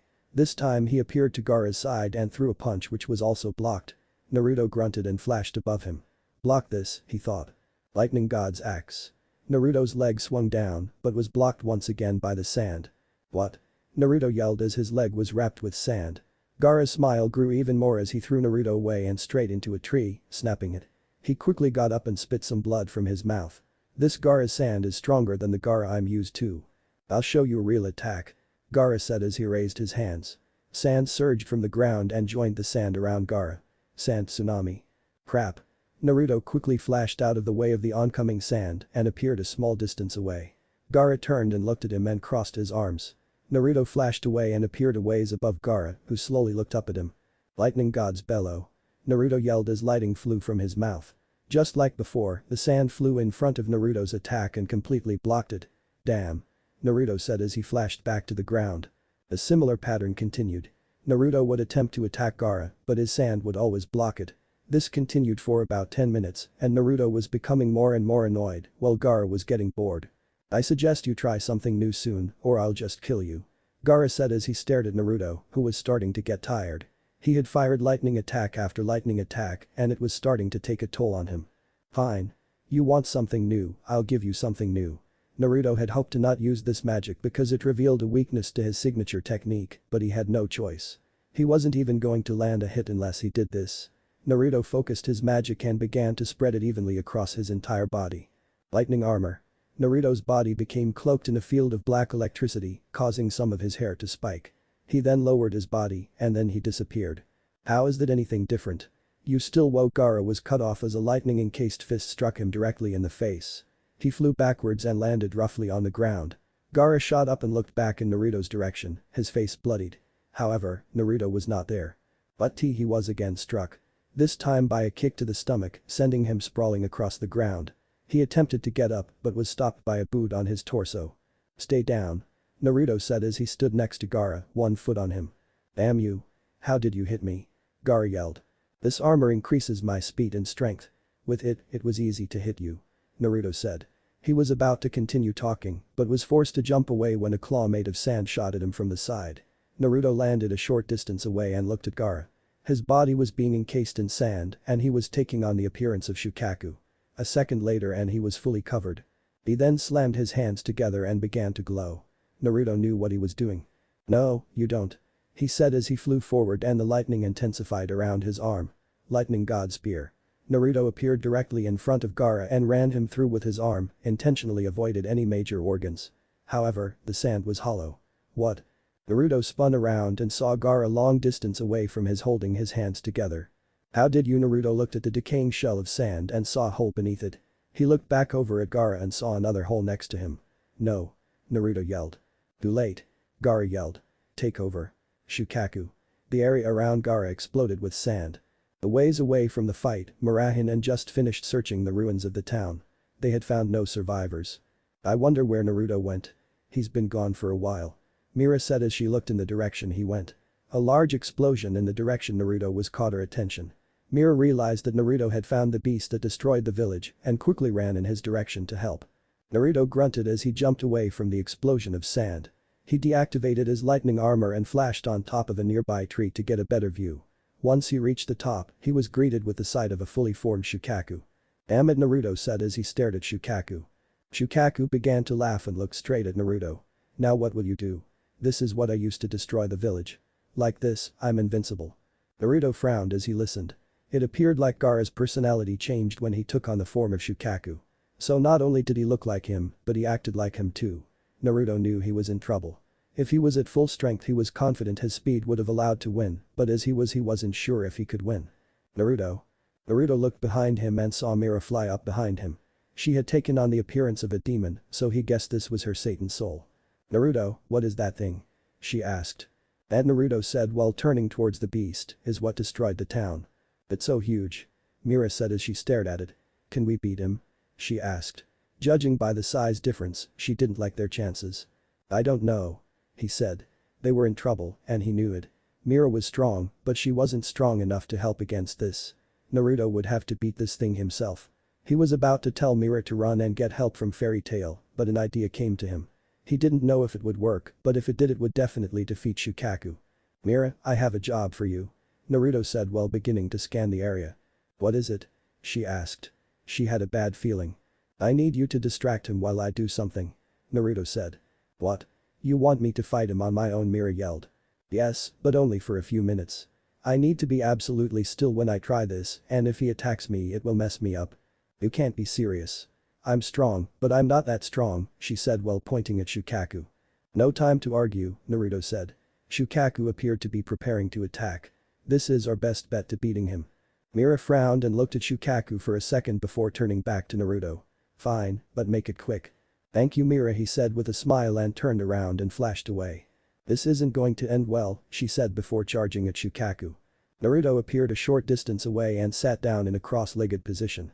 He didn't know if this would work or not, but it was their best bet. He closed his eyes and began to focus. He felt nothing for a few seconds and began to lose hope, but then he felt it. Nature chakra. Naruto was so excited he almost lost his focus. It's actually here. Naruto quickly looked up and saw Mira flying through the air around Shukaku, and she didn't look too good. She already was covered with scratches and was breathing heaving. I have to hurry. Naruto closed his eyes again and began to gather nature chakra. Meanwhile, Mira was having trouble with Shukaku. She hit him with magic multiple times and even had taken a few chunks of sand off of him, but his damaged areas just healed. She had also suffered injuries from his attacks. She was covered with scratches and she was sure she had a few cracked bones from when he managed to directly hit her. If it wasn't for Satan's soul, she would be in some serious pain. Shukaku sucked in a large amount of air, which expanded his stomach. He then brought his arm and slammed into it. Wind bullet. He yelled. Mira tried to fly out of the way, but she wasn't quite fast enough and was blown away. Shukaku didn't spare her a second glance and he began to search for Naruto, finding him a few seconds later. Mira picked herself out of the hole that was created from her crashing and wiped some blood off her face. Damn. She said as she flew back to protect Naruto. Shukaku was about to attack Naruto but was hit by an attack from behind. Soul extinction. A portion of Shukaku's back was destroyed by the blast, but it quickly regenerated. He turned and looked at her. You're annoying me, fly. He yelled and began to swing his arms at her wildly. Mira began to fly around his arms, trying to find an opening to attack, but was struck by Shukaku's arms. Instead of flying away though, he gripped her in his hand and began to squeeze the life out of her. Mira was holding up the best she could, but she began to scream in pain from inside Shukaku's fist. Shukaku looked back towards where he had seen Naruto, but he was nowhere to be found. It looks like your blonde friend abandoned you, he said. No. Mira said. Naruto wouldn't leave me. Look for yourself. Shukaku opened his hand and held Mira in between his fingers. Mira looked over to where Naruto had been, but like Shukaku said, he was gone. No, Naruto wouldn't abandon me, Mira said. She couldn't believe it.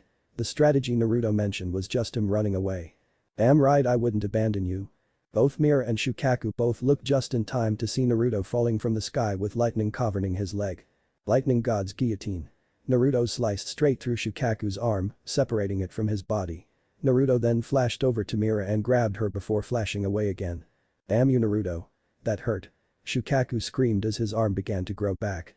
Naruto reappeared and quickly sat Mira down before turning to look at Shukaku.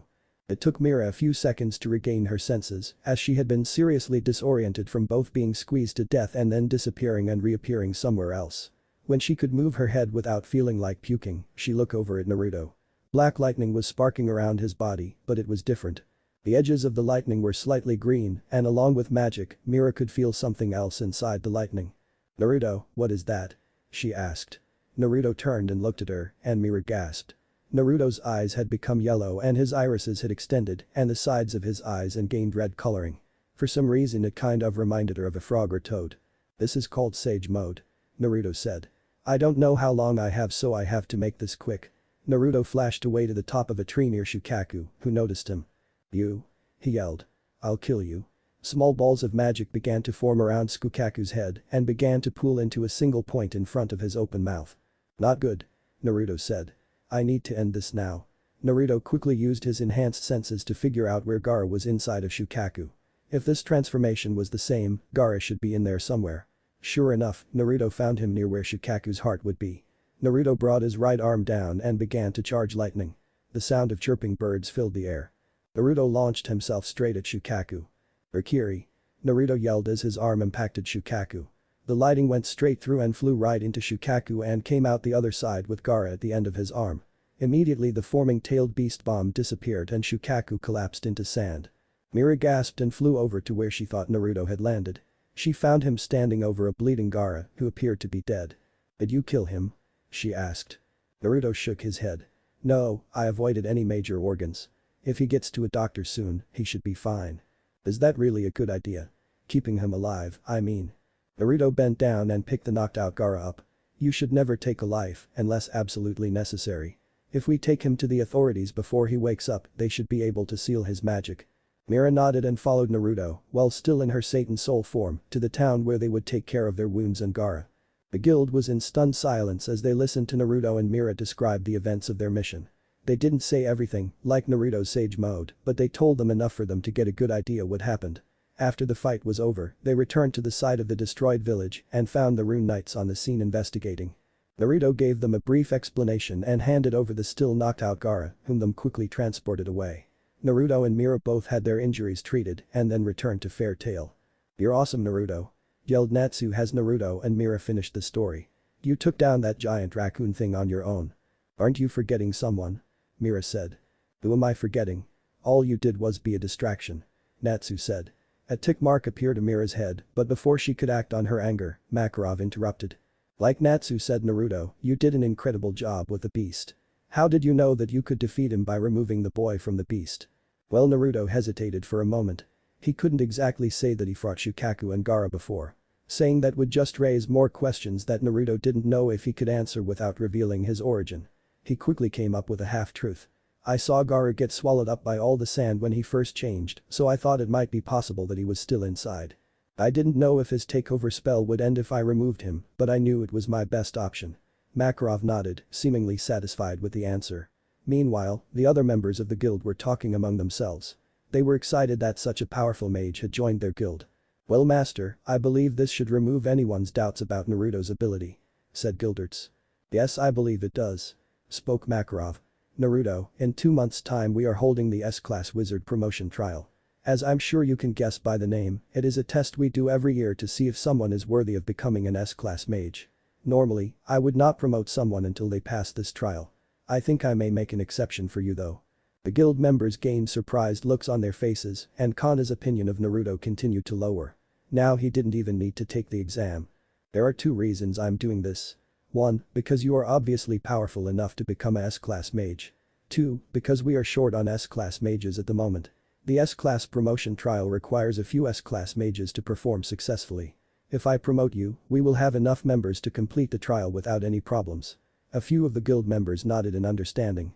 The trials required a mage to challenge a current S-Class mage so they could test their full abilities. They had been short S-Class mages, so the trials before had only 2 candidates. However, Makarov said, gaining back everyone's attention. You have just joined the guild, so I think you should be a member for a while longer before I promote you. Naruto nodded in understanding. Now, I'm sure you're exhausted from your fight with Gaara and Shukaku, so I recommend going to rest at Fairy Hills. You have enough money to pay for a room now. Makarov said while waving his arm to the door. Yeah, I think I could use some rest. Naruto exited the guild. You too, Mira? I'm fine, master. You are covered in bandages and you can barely walk. Elfman, help your sister get home. Elfman nodded and helped Mira walk as they left the guild. When Naruto reached Fairy Hills, he paid the manager with the money from his job and then headed up to his room for some rest. Naruto still couldn't believe it. Gaara, of all people, was in Earthland. Even if it wasn't the same Gaara he knew from the elemental nations, it was still Gaara. He even had magic that controlled sand and he could transform into Shukaku. If Gaara hadn't destroyed the village, Naruto would have though that was the same Gaara. I wonder if I'll see anyone else. From what Raijin told him, it was possible, but very unlikely. Though Naruto had a feeling he would. Naruto didn't want to see anyone from his past life, anyone it would bring back to many memories. He needed to keep his mind set on finding a spell to take him back.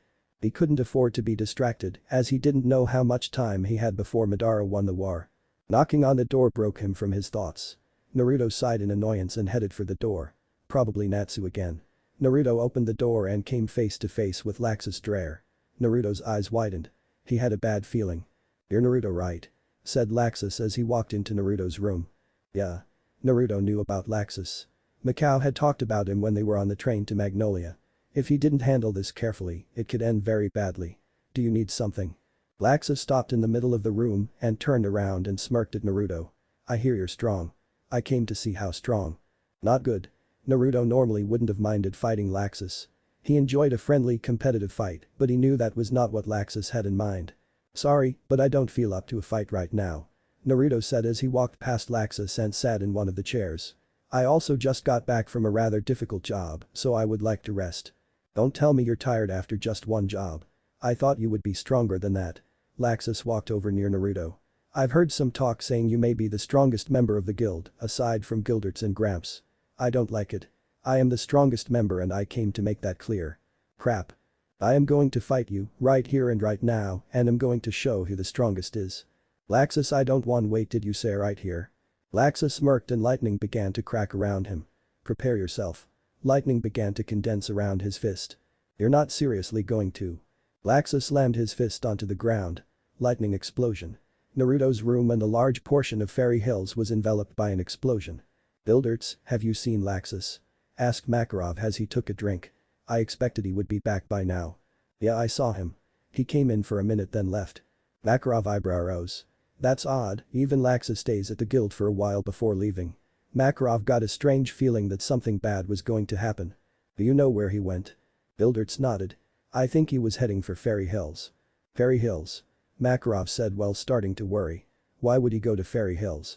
Not a clue. Though he did seem to get angry when he heard the kids talking about Naruto. Naruto? Why would he get angry for that? Makarov looked over at the group of younger members sitting around a table. Naruto is awesome. Not only did he fight Gildarts and hurt him, he also beat a giant raccoon monster. Yelled Natsu. I bet Naruto is even stronger than Laxus. Said Lisana. Makarov eyes widened. He knew what Laxus was doing. Gildarts, we need to go to Fairy Hills now. Makarov said while jumping out of his chair. They needed to hurry. Why do we need to go to Fairy Hills? As if to answer his question, an explosion was heard off in the distance. That's why. Naruto appeared just outside of Fairy Hills. He knew Laxus didn't care about hurting others, but this was ridiculous. Not only did he just destroy almost the entire upper half of Fairy Hills, but he also injured everyone who was inside. A bolt of lightning shot from the smoke and landed in front of Naruto. The bolt disappeared, revealing Laxus with a smirk on his face. Are you crazy? Naruto yelled. You just destroyed Fairy Hills and injured all the people inside. So what? Laxus said. They were all weaklings anyway. We don't need them. Naruto could feel his temper rising rapidly. He didn't even care that he hurt everyone. Laxus just showed him fully what kind of person he was, and it was the kind of person Naruto hated. Naruto saw what remained of Fairy Hills fall behind Laxus. Laxus didn't even spare it a glance. If you want to fight so bad, fine, but I'm getting the people inside out of the debris. You can try. Laxus said while entering a fighting stance. Show me what you're made of. Naruto lowered into a fighting stance and then disappeared. Laxus smirked a little and looked behind him. Naruto was moving the debris out of the way and helping the people inside get out. Naruto helped out the last person and looked over at Laxus. He was in the same spot with the same smirk on his face. Naruto frowned and jumped off the wreckage. They stared at each other for a minute before Naruto disappeared again. "I'll end this quick," he said. "That won't work." Laxus yelled as he too disappeared and reappeared while having his planted in Naruto's face. "What the hell?" Naruto flew backwards into the wreckage. He quickly pulled himself out. "How did you do that?" "It's simple, that magic you use is exactly the same as my lightning body spell. You turn your body into electricity and move through the air at high speed," Laxus said. Naruto's eyes widened. He didn't think he would find someone with the same spell as him. He created that technique to replicate his father's Hiraishin. Against Laxus, he wouldn't be able to fight like he normally would. Laxus's body burst into sparks and disappeared. Naruto flashed away and met him in the air. The two reappeared with their fists locked against each other. Laxus grinned. "Maybe this will be interesting after all." They both flashed away again and struck each other again. The two continued this, and it appeared that yellow and black lightning were fighting all over the area. The two were evenly matched. Naruto growled as another hit was blocked. "If I was at full strength, I know I could win. As things are though, we will keeping clashing like this until we both tire each other out." They separated and landed a short distance from each other. Naruto slammed his arms into the ground. "Black Panther." The black beast appeared and charged at Laxus. Laxus smiled and countered. "Lightning Storm." A sphere of lightning formed between his hands and struck the Black Panther. After a brief power struggle, the two cancelled each other out. Laxus wasn't finished. Lightning bullets. The high-speed projectiles flew at Naruto, who slammed his arms together. Lightning God's shield. A large diamond-shaped shield made of lightning appeared and stopped the bullets. "Why didn't you just eat my lightning, Naruto? You're a god slayer, aren't you?" Laxus yelled as he fired another volley of shots. Naruto wished he could eat lightning, but he could not. Since he was not naturally attuned to magic power, he could not perform the absorbing abilities of god slayers. He would only hurt himself. From behind the shield, Naruto opened his mouth and lightning flew inside. Lightning God's bellow. His shield disappeared and the blast flew forward, destroying the bullets and striking Laxus. Laxus flew backwards but righted himself mid-flight and landed. He had minor injuries on his body. "Is that all?" he yelled as he slammed his hands into the ground. Lightning eruption. Naruto felt the energy forming beneath him and quickly jumped out of the way. Lightning condensed on his fist and he charged at Laxus. "You want to fight that way, huh?" Laxus said as he too charged lightning and charged. Lightning God's hammer. Lightning punch. The two charged fists struck, causing the two to fly away from each other. Naruto was beginning to breath hard. The earlier fight with Shukaku had already drained him of a lot of power, and now he was fighting again. "I am going to end this." Laxus yelled as lightning began to surge around his body. "I am the strongest mage of Fairy Tail." Laxus' muscles began to grow. Naruto's eyes widened, he knew what Laxus was doing. "He's a dragon slayer." "Enough." Both fighters turned and saw Makarov and Gildarts not far from them. Laxus growled and cancelled his dragon force. Naruto let out a sigh of relief. If the fight had go on any longer he might have had to use Sage Mode, he was almost out of strength. "Laxus, what do you think you're doing?" yelled Makarov as he walked over to him. "You alright, Naruto?" Gildarts asked. Naruto nodded. The two turned their attention to Makarov and Laxus. "What were you thinking? Not only did you destroy Fairy Hills, but you seriously injured all of its inhabitants." Laxus said nothing as Makarov going to yell at him. "So what do you think Master will do?" asked Naruto. "Honestly, not much except for what he's doing right now." "What?" "Laxus nearly killed the people inside the building and then attacked me." Gildarts eyed. "Yes, but Laxus is Makarov's grandson. He can't punish him severely." "What do you mean, he can't punish him?" "It just isn't the kind of person Makarov is. He can't do it to his own grandson. But he destroyed Fairy Hills." "I know, Naruto, but this is how it is." Gildarts said as he walked over to the wreckage. "If you're not too tired, can you help me with this?" Naruto growled in annoyance, but complied with Gildarts' request. Shortly afterwards, back at the guild, everyone had already heard what had happened. "I knew Laxus was bad, but I didn't think he would do something like this," said Gray as he sat around with the other members of his age group. "I did," said Urza. "Yeah, I did too," said Mira. The worst part about it is that Master Makarov isn't even going to punish him for it," said Cana. "No, he was punished." Naruto walked over to the group and sat down with him. For the next year, he will be using his money to pay for the damages caused from the fight. "That's really not that much of a punishment," said Mira. "He probably won't even pay for it, even if Master tells him to." Everyone silently agreed to what she said. Laxus was serious problem, but Makarov would take any serious action against him. They were broken from their thoughts when Laxus walked into the guild. The entire room went quiet as they watched. Laxus did nothing as he went to the upper levels of the guild, away from everyone else. The 2 months before the trial went by quickly for Naruto. The now 18-year-old had done 5 more jobs, one with Urza and the others on his own.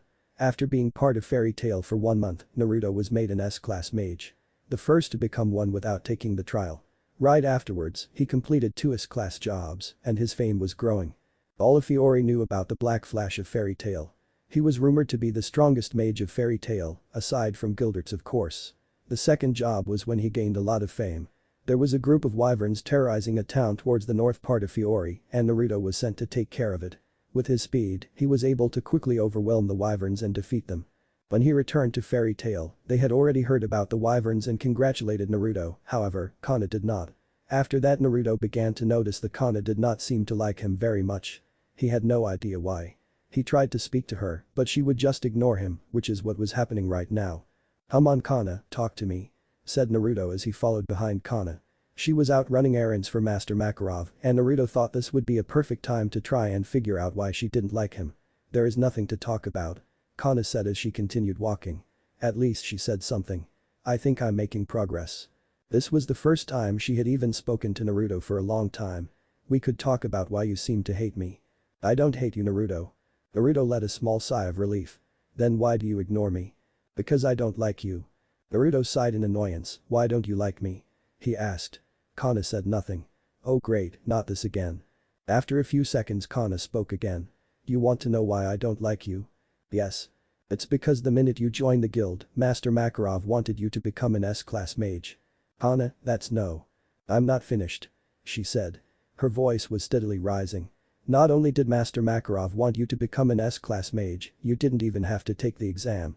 Naruto remained silent a moment to make sure Cana was done before speaking. "Yes, that's true Cana, but why do you hate me because of that?" Cana sighed. "Like I said before Naruto, I don't hate you. The reason I don't like you is because I have wanted to become an S-class mage for some time now and I haven't gotten a chance to try. Then you come along and you become one just like that. It's frustrating." Naruto stayed silent. He understood now, but he couldn't think of any way to change that. Except for her becoming an S-class mage. "The S-class trial is coming up, if you get selected you could become an S-class." "Yes, I know that, but there is no way I'm going to be selected. There are other members of the guild stronger than I am and older than I am," Cana said. She was no longer yelling, but there was sadness evident in her voice. "Why do you want to become an S-class so badly? I know you get more money for jobs, but there has to be more to it than that." Cana lowered her head.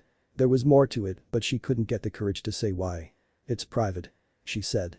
"Well if you won't tell me why that's your choice, but it would make it easier for me to help you if you told me." Cana's head came up. "Help me? How would you help me?" "Well there isn't much I can do about your age, but I can help you become a stronger mage." "You would help me? Why would you help me?" she asked. "I have never been nice to you since you came. I have done nothing for you." "You have to have a reason to help someone," Naruto said. "But if you want a reason, here's one. We're both members of Fairy Tail, and that makes us family. Family members help each other." Naruto Cana muttered. She couldn't believe it. The person she disliked from the moment she met him wanted to help her. She didn't know what to do. "I don't know Naruto. If you don't want my help that's your choice, but I can tell that becoming an S-class mage is very important to you. I would be glad to help if you want me to," Naruto said as he walked up to Cana and picked up a few of the bags she was carrying. "Come on, we have a few more errands to do." Naruto slowly walked away. Cana stood still for a moment before turning and following him. She didn't know what to do. At the guild, Makarov was getting everything ready. He was planning on announcing the upcoming trial today and the people he wanted to participate. Right now, he was thinking Urza, Mirajane, and maybe Cana. Cana had been part of the guild for a long time and she was a decent mage. Though she may deserve a shot. He had the area the trial was going to happen in ready and the current S-class mages were aware of their only thing left was to announce it. Makarov looked up from his seat and saw Naruto and Cana enter with the things he wanted.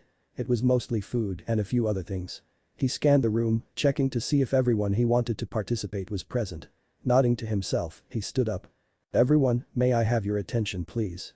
he yelled. Everyone quickly quieted down. They knew what was coming. As you all know, the trials always happen around this time of year. Well, this year they are taking place 1 week from today. Everyone immediately began to excitedly talk to each other. This year I have 3 candidates in mind. First, Urza Scarlet. Urza nodded her head. Nobody was surprised she was chosen. Second, Mirajane Strauss. Once again nobody was surprised. Third, everyone started looking around trying to figure out who would be chosen next. Cana Alberona. That surprised everyone. Cana herself was in stunned silence. She couldn't believe it. She was actually chosen. She looked over to Naruto, who was next to her, and he had a smile on face. She looked back towards the master, whom had continued to speak. I suggest the 3 of you prepare yourselves for the next week. Once 1 week has passed I will announce the location of the trial. The master sat back down and took a drink. Taking this as a sign that he was finished, the guild members went back to what they were doing. Urza and Mira were over with the others and were being congratulated on being chosen. Cana was where she had been when her name had been said. She was still silent. I've finally been chosen. She thought to herself. But I'm going to be competing against both Urza and Mira. Can I really win the trial? Cana was so lost in her thoughts she didn't notice the others walk over to her. Congratulations Cana, said Lysana as she walked up to Cana. Cana looked over at her and gave a small smile. Thanks Lysana. I look forward to seeing you during the trial, said Urza. Let the best women win. With that she walked out of the guild. Where's she going? Asked Elfman. Probably to train, said Mira. She also began to leave. I can't let her beat me. Elfman, Lysana, you know where to find me if you need me. Both siblings nodded and watched her leave. Good luck Cana, said Gray as he walked over and sat down. Soon after everyone went back to what they were doing. Why the long face? Cana turned and saw that Naruto was still there. You finally got chosen just like you wanted, so why do you look like that? Because I have to compete against both Urza and Mira, there is no way I can beat them, said Cana. When her name was first announced she felt hope, but when she realized she would be going up against the 2 strongest females in the guild, the hope she had was lost. That's no way to look at it, said Naruto. You have a week to train. You can win this. How? Both Mira and Urza are way stronger than me. If you let me help you, I may have something that can even the odds. Really, what? Naruto's smile grew. I'm taking that as a yes, you want me to help you. Cana hesitated for a minute but then nodded. Yes. Alright, follow me. Naruto led Cana to a secluded part of East Forest, which was a short distance from Magnolia. He had found a spot just before he left on his second S-class job. It was an open area with a few trees spread throughout. It reminded Naruto of the training ground he used to use when he was part of Team 7 back in the Elemental Nations. Naruto led Cana towards the center of the area, then sat down signaling her to do the same. Alright, to be honest what I want to teach you may or may not work. What's that supposed to mean? Asked Cana. Did you really bring me out here to teach me something that may not actually work? Yes, but you didn't let me finish. If it does work, you are almost guaranteed to win this. Really? Said Cana. If what Naruto said was true, whatever he wanted to teach here must be very powerful. What I'm going to attempt to teach you is something called Sage Mode. It is what I used 2 months ago to defeat Gaara. What is Sage Mode? Cana asked. Sage Mode is gathering something called natural energy and using it to enhance all of your abilities. For example, when I used it, it increased my physical powers by a large amount. Not everyone can learn Sage Mode, you need already have a large amount of power in your body. Well then how am I going to learn it? I don't have a large amount of power. You're wrong Cana. You do have a lot of power, you just don't realize it. You remind me what I was like as a kid. I had a ton of strength but couldn't use it all because I couldn't control it. Wait, so you're saying that I have a lot more power than I think I do? Yes, and I bet I'm not the only one who knows that. I bet Master Makarov and maybe Gildarts know as well. Gildarts knows? Naruto noticed Cana immediately changed when he mentioned Gildarts. Yes, he probably does. Choosing to ignore it for now, Naruto continued. We don't have a lot of time, so I'll get straight to it. In order to enter Sage Mode, you have to perfectly balance your energy with the natural energy entering your body. How do you gather nature energy? You must remain perfectly still for some time and the nature energy will enter your body. I'll give a demonstration. Naruto closed his eyes and became perfectly still. Cana watched him, but she couldn't really see anything happening. After a few seconds though she saw it. Red patches formed on the sides of Naruto's eyes. He opened them and she saw that his eyes had changed color and his irises became elongated, like a frog's. "You look different," she said. Naruto nodded. "It's different for each person, but your appearance will change too." Naruto stood up and walked over to a nearby tree. "This is what Sage Mode does." Naruto swung his arm at the tree and snapped it in half. Kana's eyes widened to comical proportions. "If I learn Sage Mode, I'll be able to do that." "Not quite that much, but you will become much stronger," Naruto said as he sat back down in front of Kana. "Now you try. You must remain perfectly still and breathe evenly. Once that is done, you need to find nature energy. Look for it like you would your own magic, just outside your body. I'll watch you and stop you if any side effects occur." "Side effects? Don't worry too much about it. Now when you find the natural energy, you will probably become excited but don't lose focus." "Alright." Kana nodded and sat like Naruto had and closed her eyes. Naruto did the same. If he focused, he could feel if natural energy is entering her body. They sat there for several minutes. Naruto could tell Kana was beginning to lose her patience, but she remained calm and still. After another 20 minutes Naruto began to think that this would work. He didn't even know if it was possible for Kana to gather natural energy. Then he felt it. Natural energy was beginning to enter Kana's body. Kana remained calm, but Naruto had a hard time. It actually was working. He needed to pay attention for any side effects and stop her if it went wrong. He stared at her intently to see if anything would happen, and she began to change. Red markings began to fade in on her face. Small red markings began to appear on her face, but then Naruto felt her begin to lose control.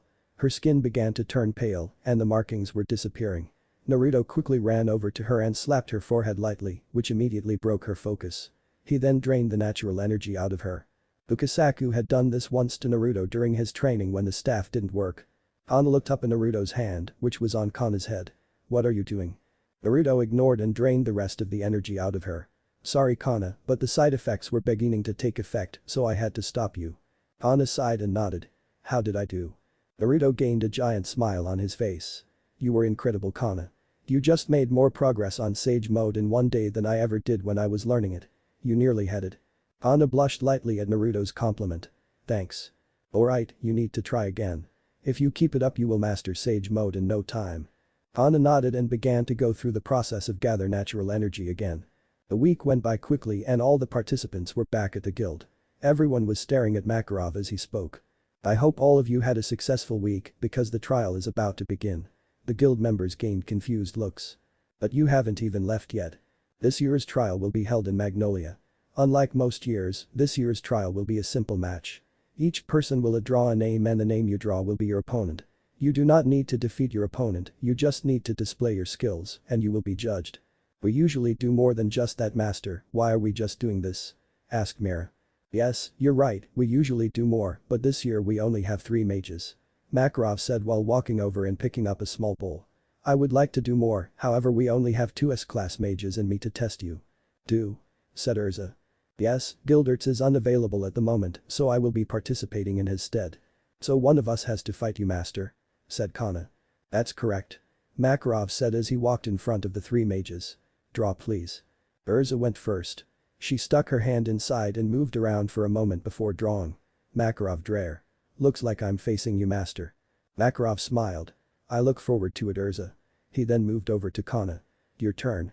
Kana was nervous. She either had to face Naruto or Laxus. Between the two, she would much rather face Naruto than Laxus. She slowly stuck her hand inside and rooted around for a minute before drawing.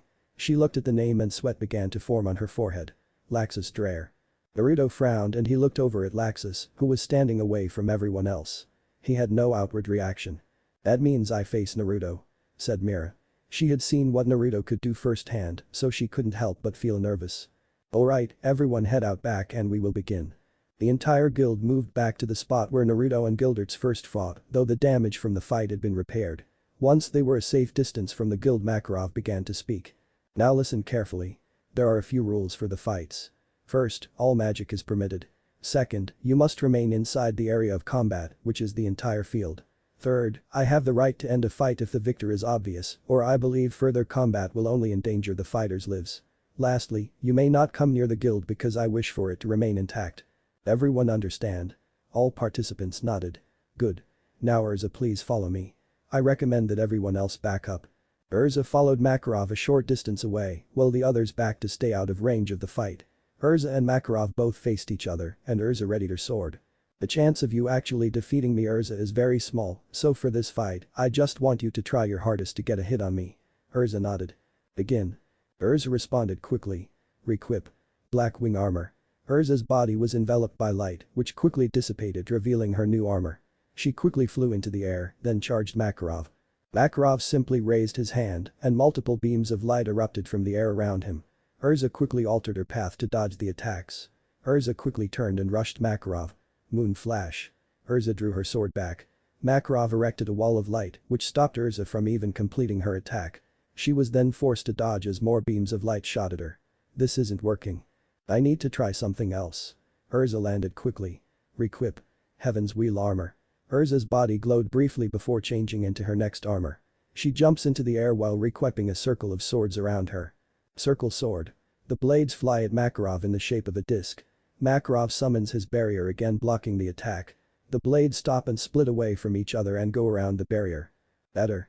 Makarov calmly says as he shot beams of light to counter the swords, which stopped them. Urza requipped more swords, though this time she summoned around 50, all of which began to point at Makarov. Lamenblet. She yelled as she slashed the barrier, cracking it. Behind her, all of the swords fly forwards. They all strike the barrier, destroying it, and head straight for Makarov. Maximum defense seal. Yelled Makarov. All around him, numerous magic seals form in mid-air which stop all of the swords. Rain of light. Another magic seal forms in front of Makarov and numerous beams of light shoot from it. Urza quickly moves out of the way, but the beams follow her as she moves through the sky. Requip. Adamantine armor. The beams of light all strike Urza, causing an explosion. The dust from the explosion quickly clears and Urza is revealed, completely unharmed and in her new armor. She drops down to the ground and prepares for another attack. Let's see the full defensive power of that armor. Makarov said.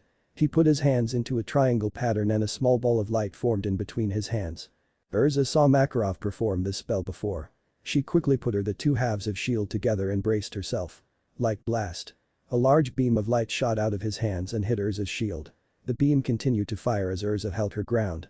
Impressive. Makarov said as he stopped the beam. Urza split her shield and prepared her last armor. Requip. Purgatory armor. Urza was covered with light. This is her strongest armor. Thought Makarov. The light dissipated, revealing the intimidating armor. Prepare yourself, master.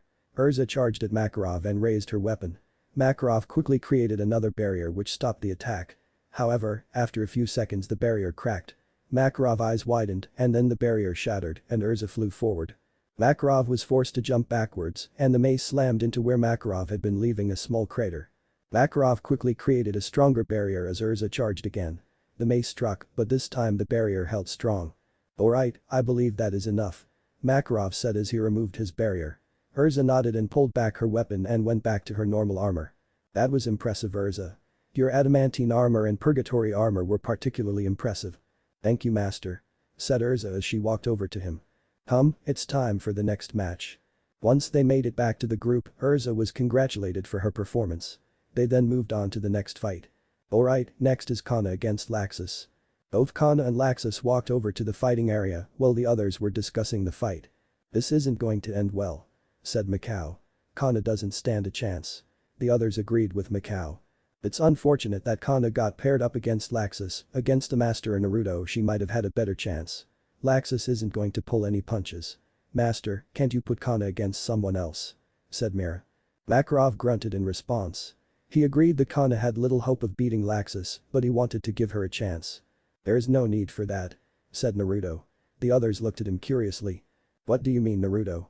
You don't seriously believe Cana can win? Said Mira. I do. Said Naruto calmly. You can't be serious. Cana has one big advantage over Laxus.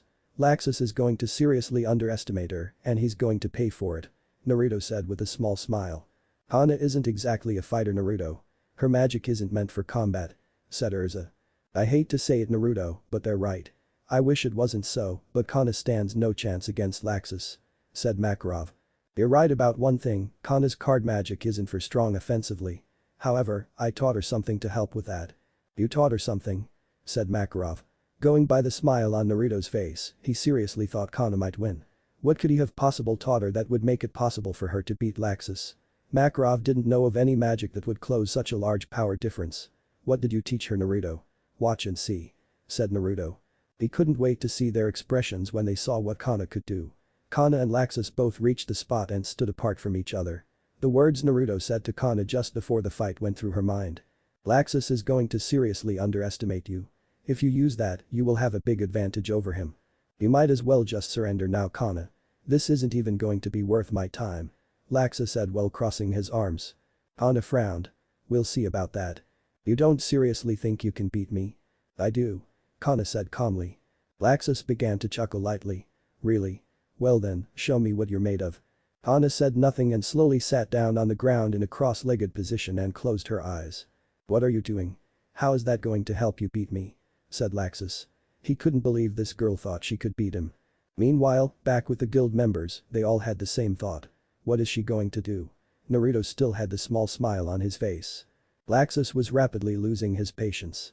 The girl claimed she was going to beat him and then all she does is sits down and meditates. He admittedly was curious to what she was going to do. Whatever this spell was really boosted her confidence. Laxus had been looking forward to defeating her after she did whatever it was she was going to do. Well, are you just going to sit there or are you actually going to do something? Laxus began to berate and insult Cana, who was doing her best to ignore him. She was almost there. Makarov was becoming increasingly curious. What kind of spell requires the user to sit like that? It must take a lot of concentration because she hasn't moved an inch. Makarov was growing worried thinking that whatever Naruto and Cana had planned wasn't working. He looked over at Naruto expecting to see him frowning, but he still had a little smile on his face. Suddenly, Naruto's smile grew. Makarov quickly turned back to Cana, but he could see no visible change. But then he saw it. Cana's hair was beginning to lightly move, as if it was being hit by a breeze, but there was no wind. When Makarov looked closer, he saw that markings were starting to form on Cana's face. They were barely noticeable. The lining of red was forming around her eyes, and 2 large red marks framed the sides of her face. Over time they began to become more noticeable. Laxus, failing to notice the change, continued to berate Cana. However, he stopped when Cana slowly stood up and he finally noticed the marks on her face. What did you do, put some makeup on? Laxus said. If this was seriously all that she was doing, he was going to be pissed. Cana opened her eyes, which had changed color. They were now a dark green. Her hair was still lightly waving behind her and the markings on her face fully appeared. Naruto now had a full smile as he watched Cana. All of the guild members had noticed the change and were now staring confusedly at Cana. Makarov, however, was looking at something else. What is this? Cana lowered her body slightly and brought her right fist back. Prepare yourself. She said. Prepare myself for what? What could you possibly do to harm me? Laxus said. He was pissed. All the girl did was put on some makeup and changed her eye color. For this. Cana said. She shot forward, destroying the ground beneath her as she went. Laxus had barely enough time to think, what the hell? Before he was struck in the gut by Cana's fist. Time seemed to slow down and multiple things happened all at once. Naruto got a grin that should have split his face in half, Makarov's eyes bulged out of his head and the guild member's jaws dropped to the floor. Time sped back up and Laxus flew backward straight through a boulder and then crashed into a tree stopping him. The tree he struck split and fell over. Laxus felt like he had just been hit by a train. He wiped the blood off his mouth and looked up at Cana who was still standing where she had hit him. Cracks were forming beneath her feet and wind billowed around her. What the hell is this? Yelled Laxus. Cana ran forward again and attempted to punch Laxus, but he was ready this time and moved his head to the side. Cana's fist went by his head, but he was still hit by some invisible force and was sent flying away. Cana didn't wait this time. She charged after him and prepared to kick him just as he landed. Not this time. Laxus yelled as he disappeared in spray of sparks. He then reappeared behind Cana and swung his arm. Without looking, Cana ducked under the punch and kicked Laxus in the chest, sending him flying away again. Damn it. Laxus screamed as he landed. How is she doing this? The guild members could believe their eyes. Cana was destroying Laxus. How is Cana so strong? Yelled Urza. She couldn't believe it. Cana was defeating Laxus, something not even she could do, and she was stronger than Cana. The other members had similar thoughts as they watched the fight. Naruto, what the hell did you teach her? Said Makarov. Sage mode. Said Naruto. Makarov's eyes widened when he heard this. You taught her your sage mode. Said Makarov. He was the sole member of the guild that knew of the ability. Naruto told him about it just before he was made S-class. I did. What is sage mode? Asked Mira. You've seen me do it before. It was what I used to defeat Shukaku. What does it do? Asked Urza. Sage mode drastically increases the user's physical abilities. It also extends the range of their attacks, which is how Cana hit Laxus, even though her punch missed. It also gives the user sensory abilities, which is how Cana dodged Laxus' counter-attack. However, Cana's is a little different than mine. How is it different? Asked Makarov. Cana cannot fully control Sage Mode. The energy she gathers is quickly and violently released from her body. Which is why the ground is being destroyed wherever she goes. This makes her slightly more powerful, however her energy is expelled quickly. She cannot maintain Sage Mode for long, but Cana has an extraordinary talent of gathering energy quickly. So even though she is losing so much power at once, she can still maintain Sage Mode for a small amount of time. How long does she have? Asked Makarov. Roughly 5 minutes. That's all. That's all the time she needs. Said Naruto. Even if Cana is superpowered right now, how is she doing so well against Laxus? Laxus is stronger than this. Said Mikao. Yes, he is stronger than this, but Laxus' arrogance is going to be his downfall. He seriously underestimated Cana and now he's paying for it. Cana dodged another one of Laxus' attacks and countered, sending him backwards. This is crazy. How is she so powerful? If this keeps up I might have to use Dragon Force. Laxus picked himself up and created a sphere of lightning. Lightning storm. The ball flew towards Cana, generating numerous bolts of lightning. Cana jumped out of the way and began effortlessly evading all of the bolts of lightning. Laxus raised his fist in the air and began to chant. Resounding through the air, the roar of the thunder plunged from the heavens and reaped destruction. A large bolt of lightning erupted from the sky and flew at Cana. Knowing she couldn't dodge in time, she brought her clenched fist to her chest, then threw them to her side while letting a roar. A shock wave flew from her body, which blocked the bolt of lightning. Impossible. She blocked my raging bolt with pure power. Cana leaped towards Laxus and pulled her fist back. Laxus growled and covered his fist in lightning. Lightning punch. He yelled. The two fists slammed together.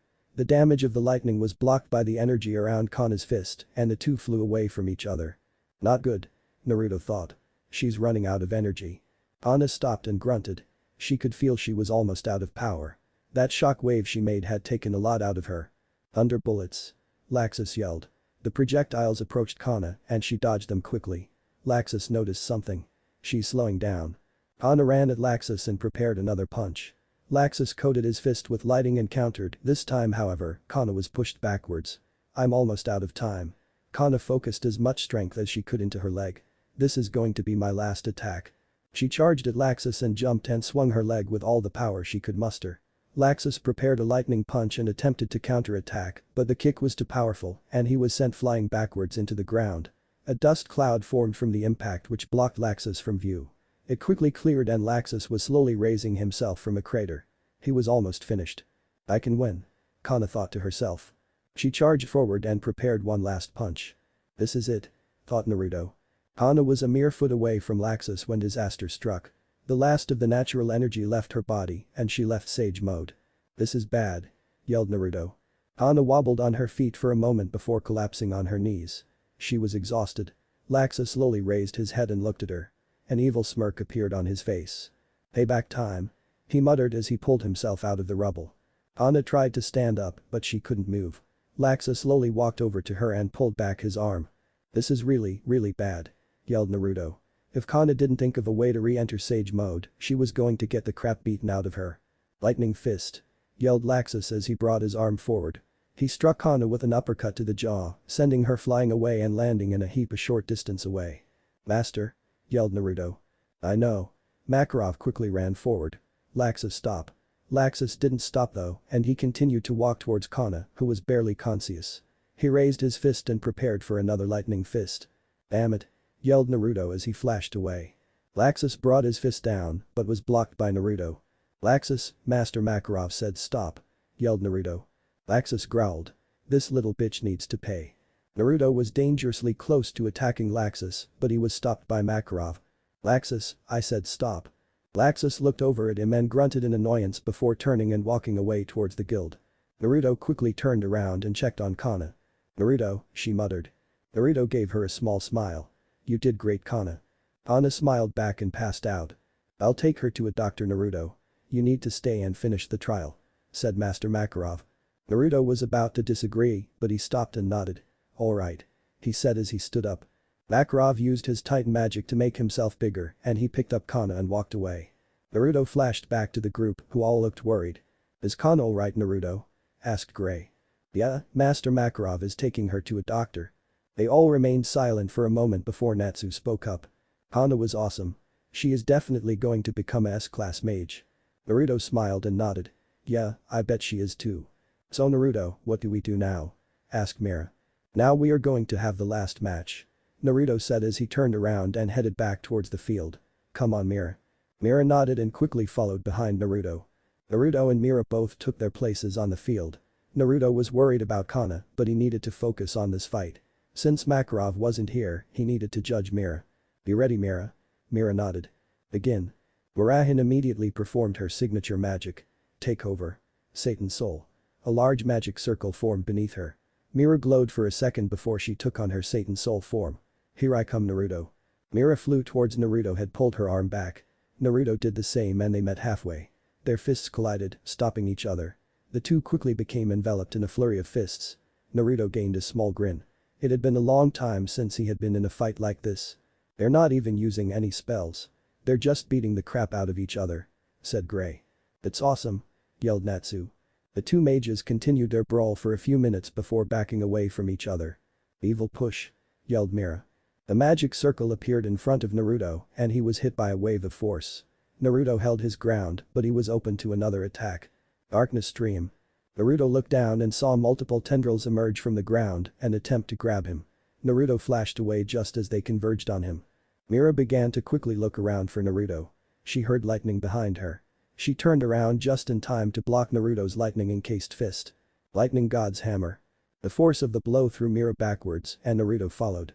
Mira quickly stopped herself and covered her arm with darkness magic to block Naruto's follow-up punch. Energy began to pool into Mira's free hand. Demon blast. Naruto flashed out of the way just before the beam hit him. Mira found him quickly and turned to face him. You're doing great Mira, said Naruto. Mira smiled a little before a large black ball appeared in her hands. Soul extinction. The blast headed straight for Naruto. Naruto quickly slammed his fists together. Lightning God's shield. The barrier of lightning appeared and stopped Mira's attack. When the attack stopped, the shield disappeared. However, Naruto was not behind it anymore. Mira realized he was doing and spun around quickly. Lightning God's axe. Mira managed to block the kick but she was still sent backwards. You're holding back Naruto. Mira said. What makes you think I'm holding back? You are slower than you usually are and your attacks are weaker. Naruto stayed silent for a moment before speaking. Yes, I am holding back a little. I'm only holding back because this fight isn't about winning. I need to test your strength to see how strong you are. In order to test my strength, you should fight me with everything you have. Naruto knew she was right, but he didn't want to end up hurting her. Are you sure Mira? Yes I'm sure. Alright. Prepare yourself Mira. Only a second after Naruto spoke, he disappeared. Mira had barely enough time to raise her arm to block his kick that was aimed for her head. The hit sent her sliding backwards. He then flashed away again and reappeared in front of her. Lightning God's shock wave. A burst of electricity sent Mira flying backwards. She didn't have time to defend herself as Naruto appeared above her and swung his leg down. Lightning God's axe. The kick struck and sent Mira into the ground, which left a small crater. You alright? He asked. Mira responded with a fist aimed for Naruto's face. He flashed out of the way and the fist hit air. Damn it. She thought. The minute he stops holding back I instantly get overpowered. I was hoping I would do better than this. Naruto appeared a small distance away. I guess I'm going to have to use my new spell. Mira exited Satan's soul and began to lightly stretch. Mira. What are you doing? Asked Naruto. This is the first time I'm going to use this spell. I'm warming up. She said as she continued to stretch. You mean you have another takeover spell? Yep. Here I go. A large magic circle appeared below Mira. At the same time, Naruto felt a strange chill go down his spine. He had a feeling something bad was about to happen. Mira, I don't think you should. Take over. Satan Susitri. Mira was enveloped by darkness and fire began to form around her feet. The bad feeling was getting worse. The darkness vanished and Mira was revealed her clothes had changed, but the biggest difference were the two horns protruding from her head. Her eyes seemed glow red as she began to slowly look around. Mira? Naruto said. Mira turned and looked at Naruto and simply stared at him. She slowly tilted her head to the side. Mira, you're starting to freak me. Naruto's instincts kicked in and he ducked his head just in time to avoid Mira's clawed hand. She's so fast. Naruto flashed away just as Mira's leg would have connected. Naruto could feel hostility coming off of Mira's magic. Mira, are you Elri? He was interrupted again as he was forced to flash away as Mira punched the spot he had been, which left a crater. Mira. Naruto yelled. Mira's head snapped in his direction and she blurred from sight. Naruto brought up his arm just in time to block her punch, which forced him back. She's overpowering me. She threw another punch and Naruto countered with a lightning-encased fist. The two punched collided causes air to rush away from the point of impact. They did the same with their other fists and they began fighting for dominance. The ground began to crack beneath them as they continued to push against each other. Mira, what are you doing?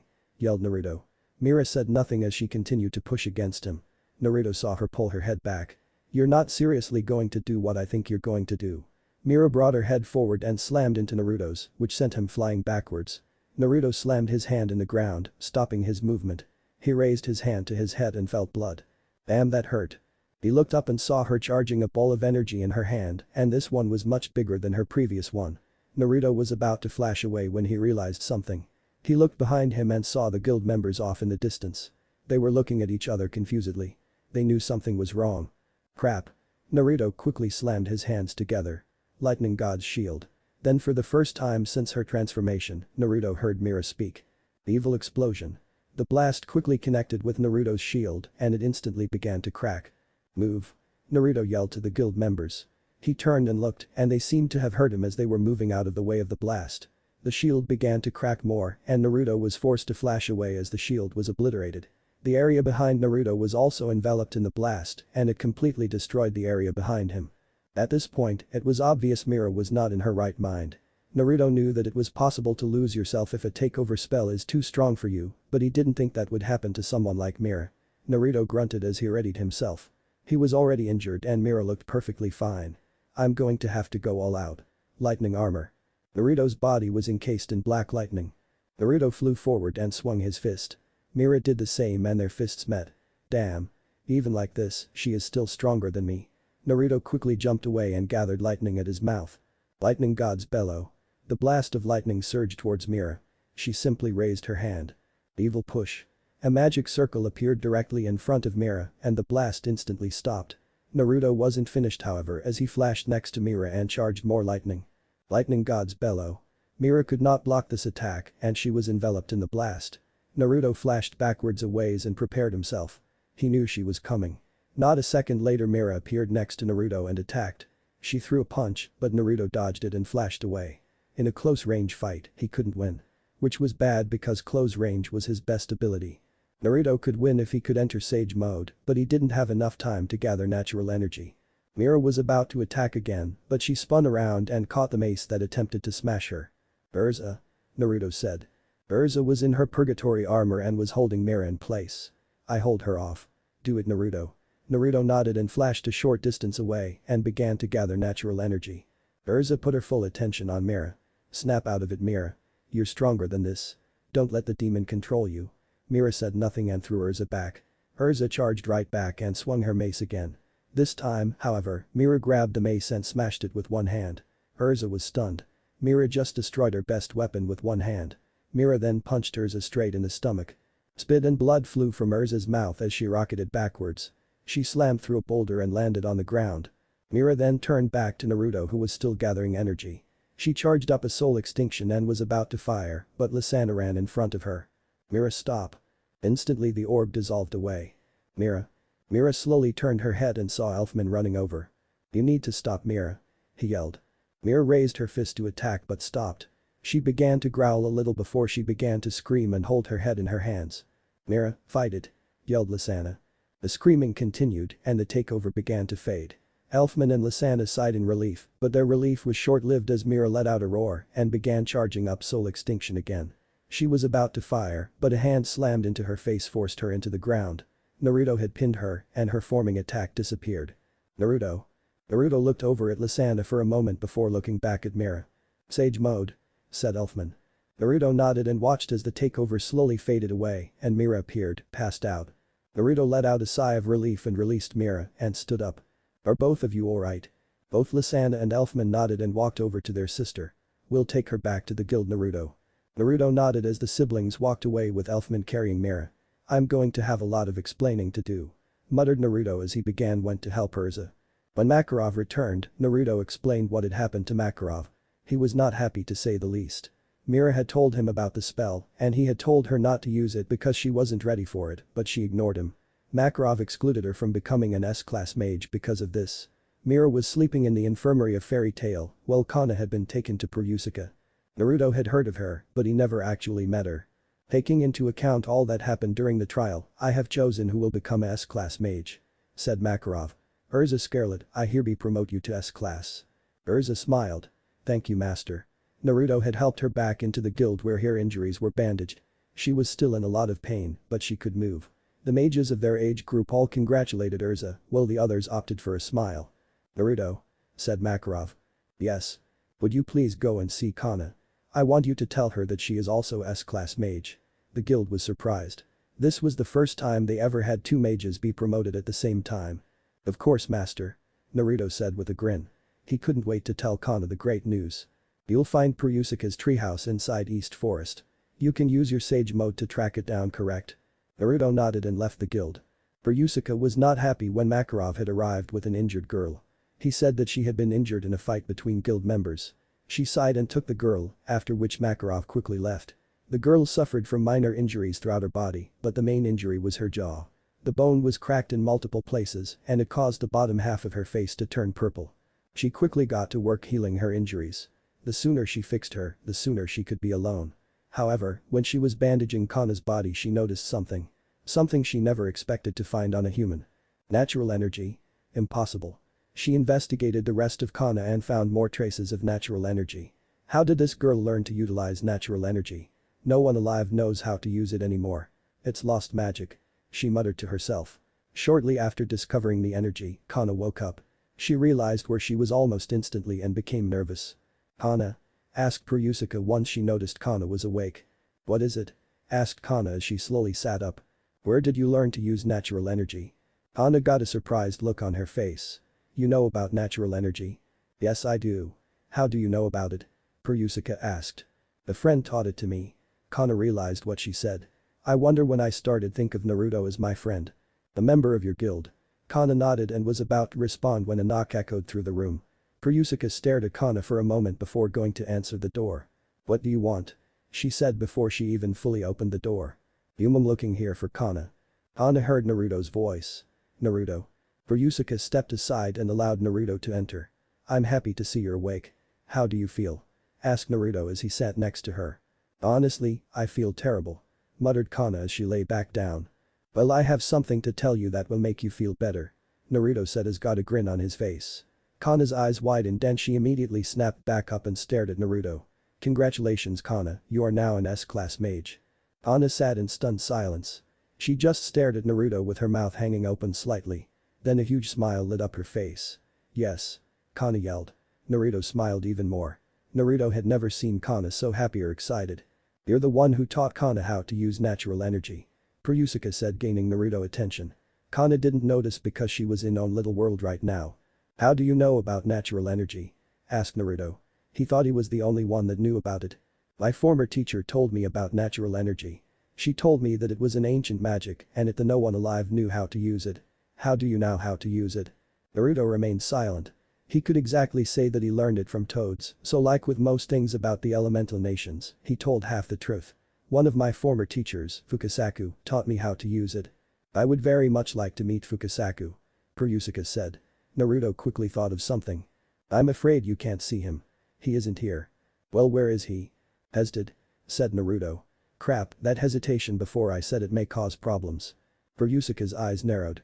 Before she could question Naruto further, Cana seemed to snap out of it. Naruto, we need to go to the guild. Yelled Cana as she forced herself to get up. Naruto quickly got up and helped her stand. Why? He asked. I need to talk to Gildarts. Gildarts isn't at the guild right now Cana. Cana had a sinking feeling in her stomach. Where is he? She asked. Gildarts left on a 100 quest just before the S-class trial started. Naruto said. He immediately regretted saying because Cana instantly froze. What? She said quietly. Naruto said nothing as Cana slowly lowered herself back down onto the bed. He left. She couldn't believe it, she finally completed her goal and got the courage to go and speak to Gildarts and he left on a 100-year quest. A tear slowly went down her cheek. Naruto's eyes widened. Cana's crying. He watched as more tears began to fall and she silently wept. Naruto didn't know what to do. He turned to ask poor Lalusica for help, but she shook her head and left the room. Naruto turned back to Cana and hesitantly put his hand on Cana's shoulder. "What's wrong, Cana? What did you want to talk to Gildarts about?" Cana said nothing. She just continued to cry. After a minute, Cana finally spoke. "I was finally going to tell him." "Tell him what?" "That he's my father." Naruto was in stunned silence. What could he say? "I've wanted to tell him for so long, but I just couldn't do it," Cana said. "Gildarts is the strongest mage of the guild. I couldn't work up the courage to talk to him about it. I decided that I would tell him when I became an S-class mage, and I finally am, but he isn't even here." Naruto now understood. "He will come back eventually, Cana, and when he does, you can tell him then," Naruto said. "Yes, but it's a 100-year quest. He could be gone for years." "It just gives you more time to prepare yourself," Naruto said. "In that time you could become stronger, and when Gildarts returns, you can finally talk to him without worrying." Cana wiped a few tears from her eyes. Naruto was right. "If I keep training, I can make Gildarts proud that I'm his daughter," Cana said with determination. She wiped away her tears. "You don't need to become stronger for Gildarts to be proud of you, Cana," Naruto said. Cana smiled slightly. "Thanks, Naruto," she said. "Let's go back to the guild." Naruto nodded and helped her onto her feet and they headed out the door. Yusuke was waiting outside. "I trust you can find your way back." Naruto nodded and he and Cana began to leave. "Don't think I forgot about what we were discussing, boy. We will finish our talk later." Naruto stopped momentarily before continuing on. He was worried about that talk, but he had other things to focus on right now. What if Naruto trained by Kami in Fairy Tail, and thanks for watching my video till the end. If you enjoy this content, then do consider subscribing to my channel and leave a like if you guys need the next part, comment down, and thanks for watching the video and see you guys in the next video.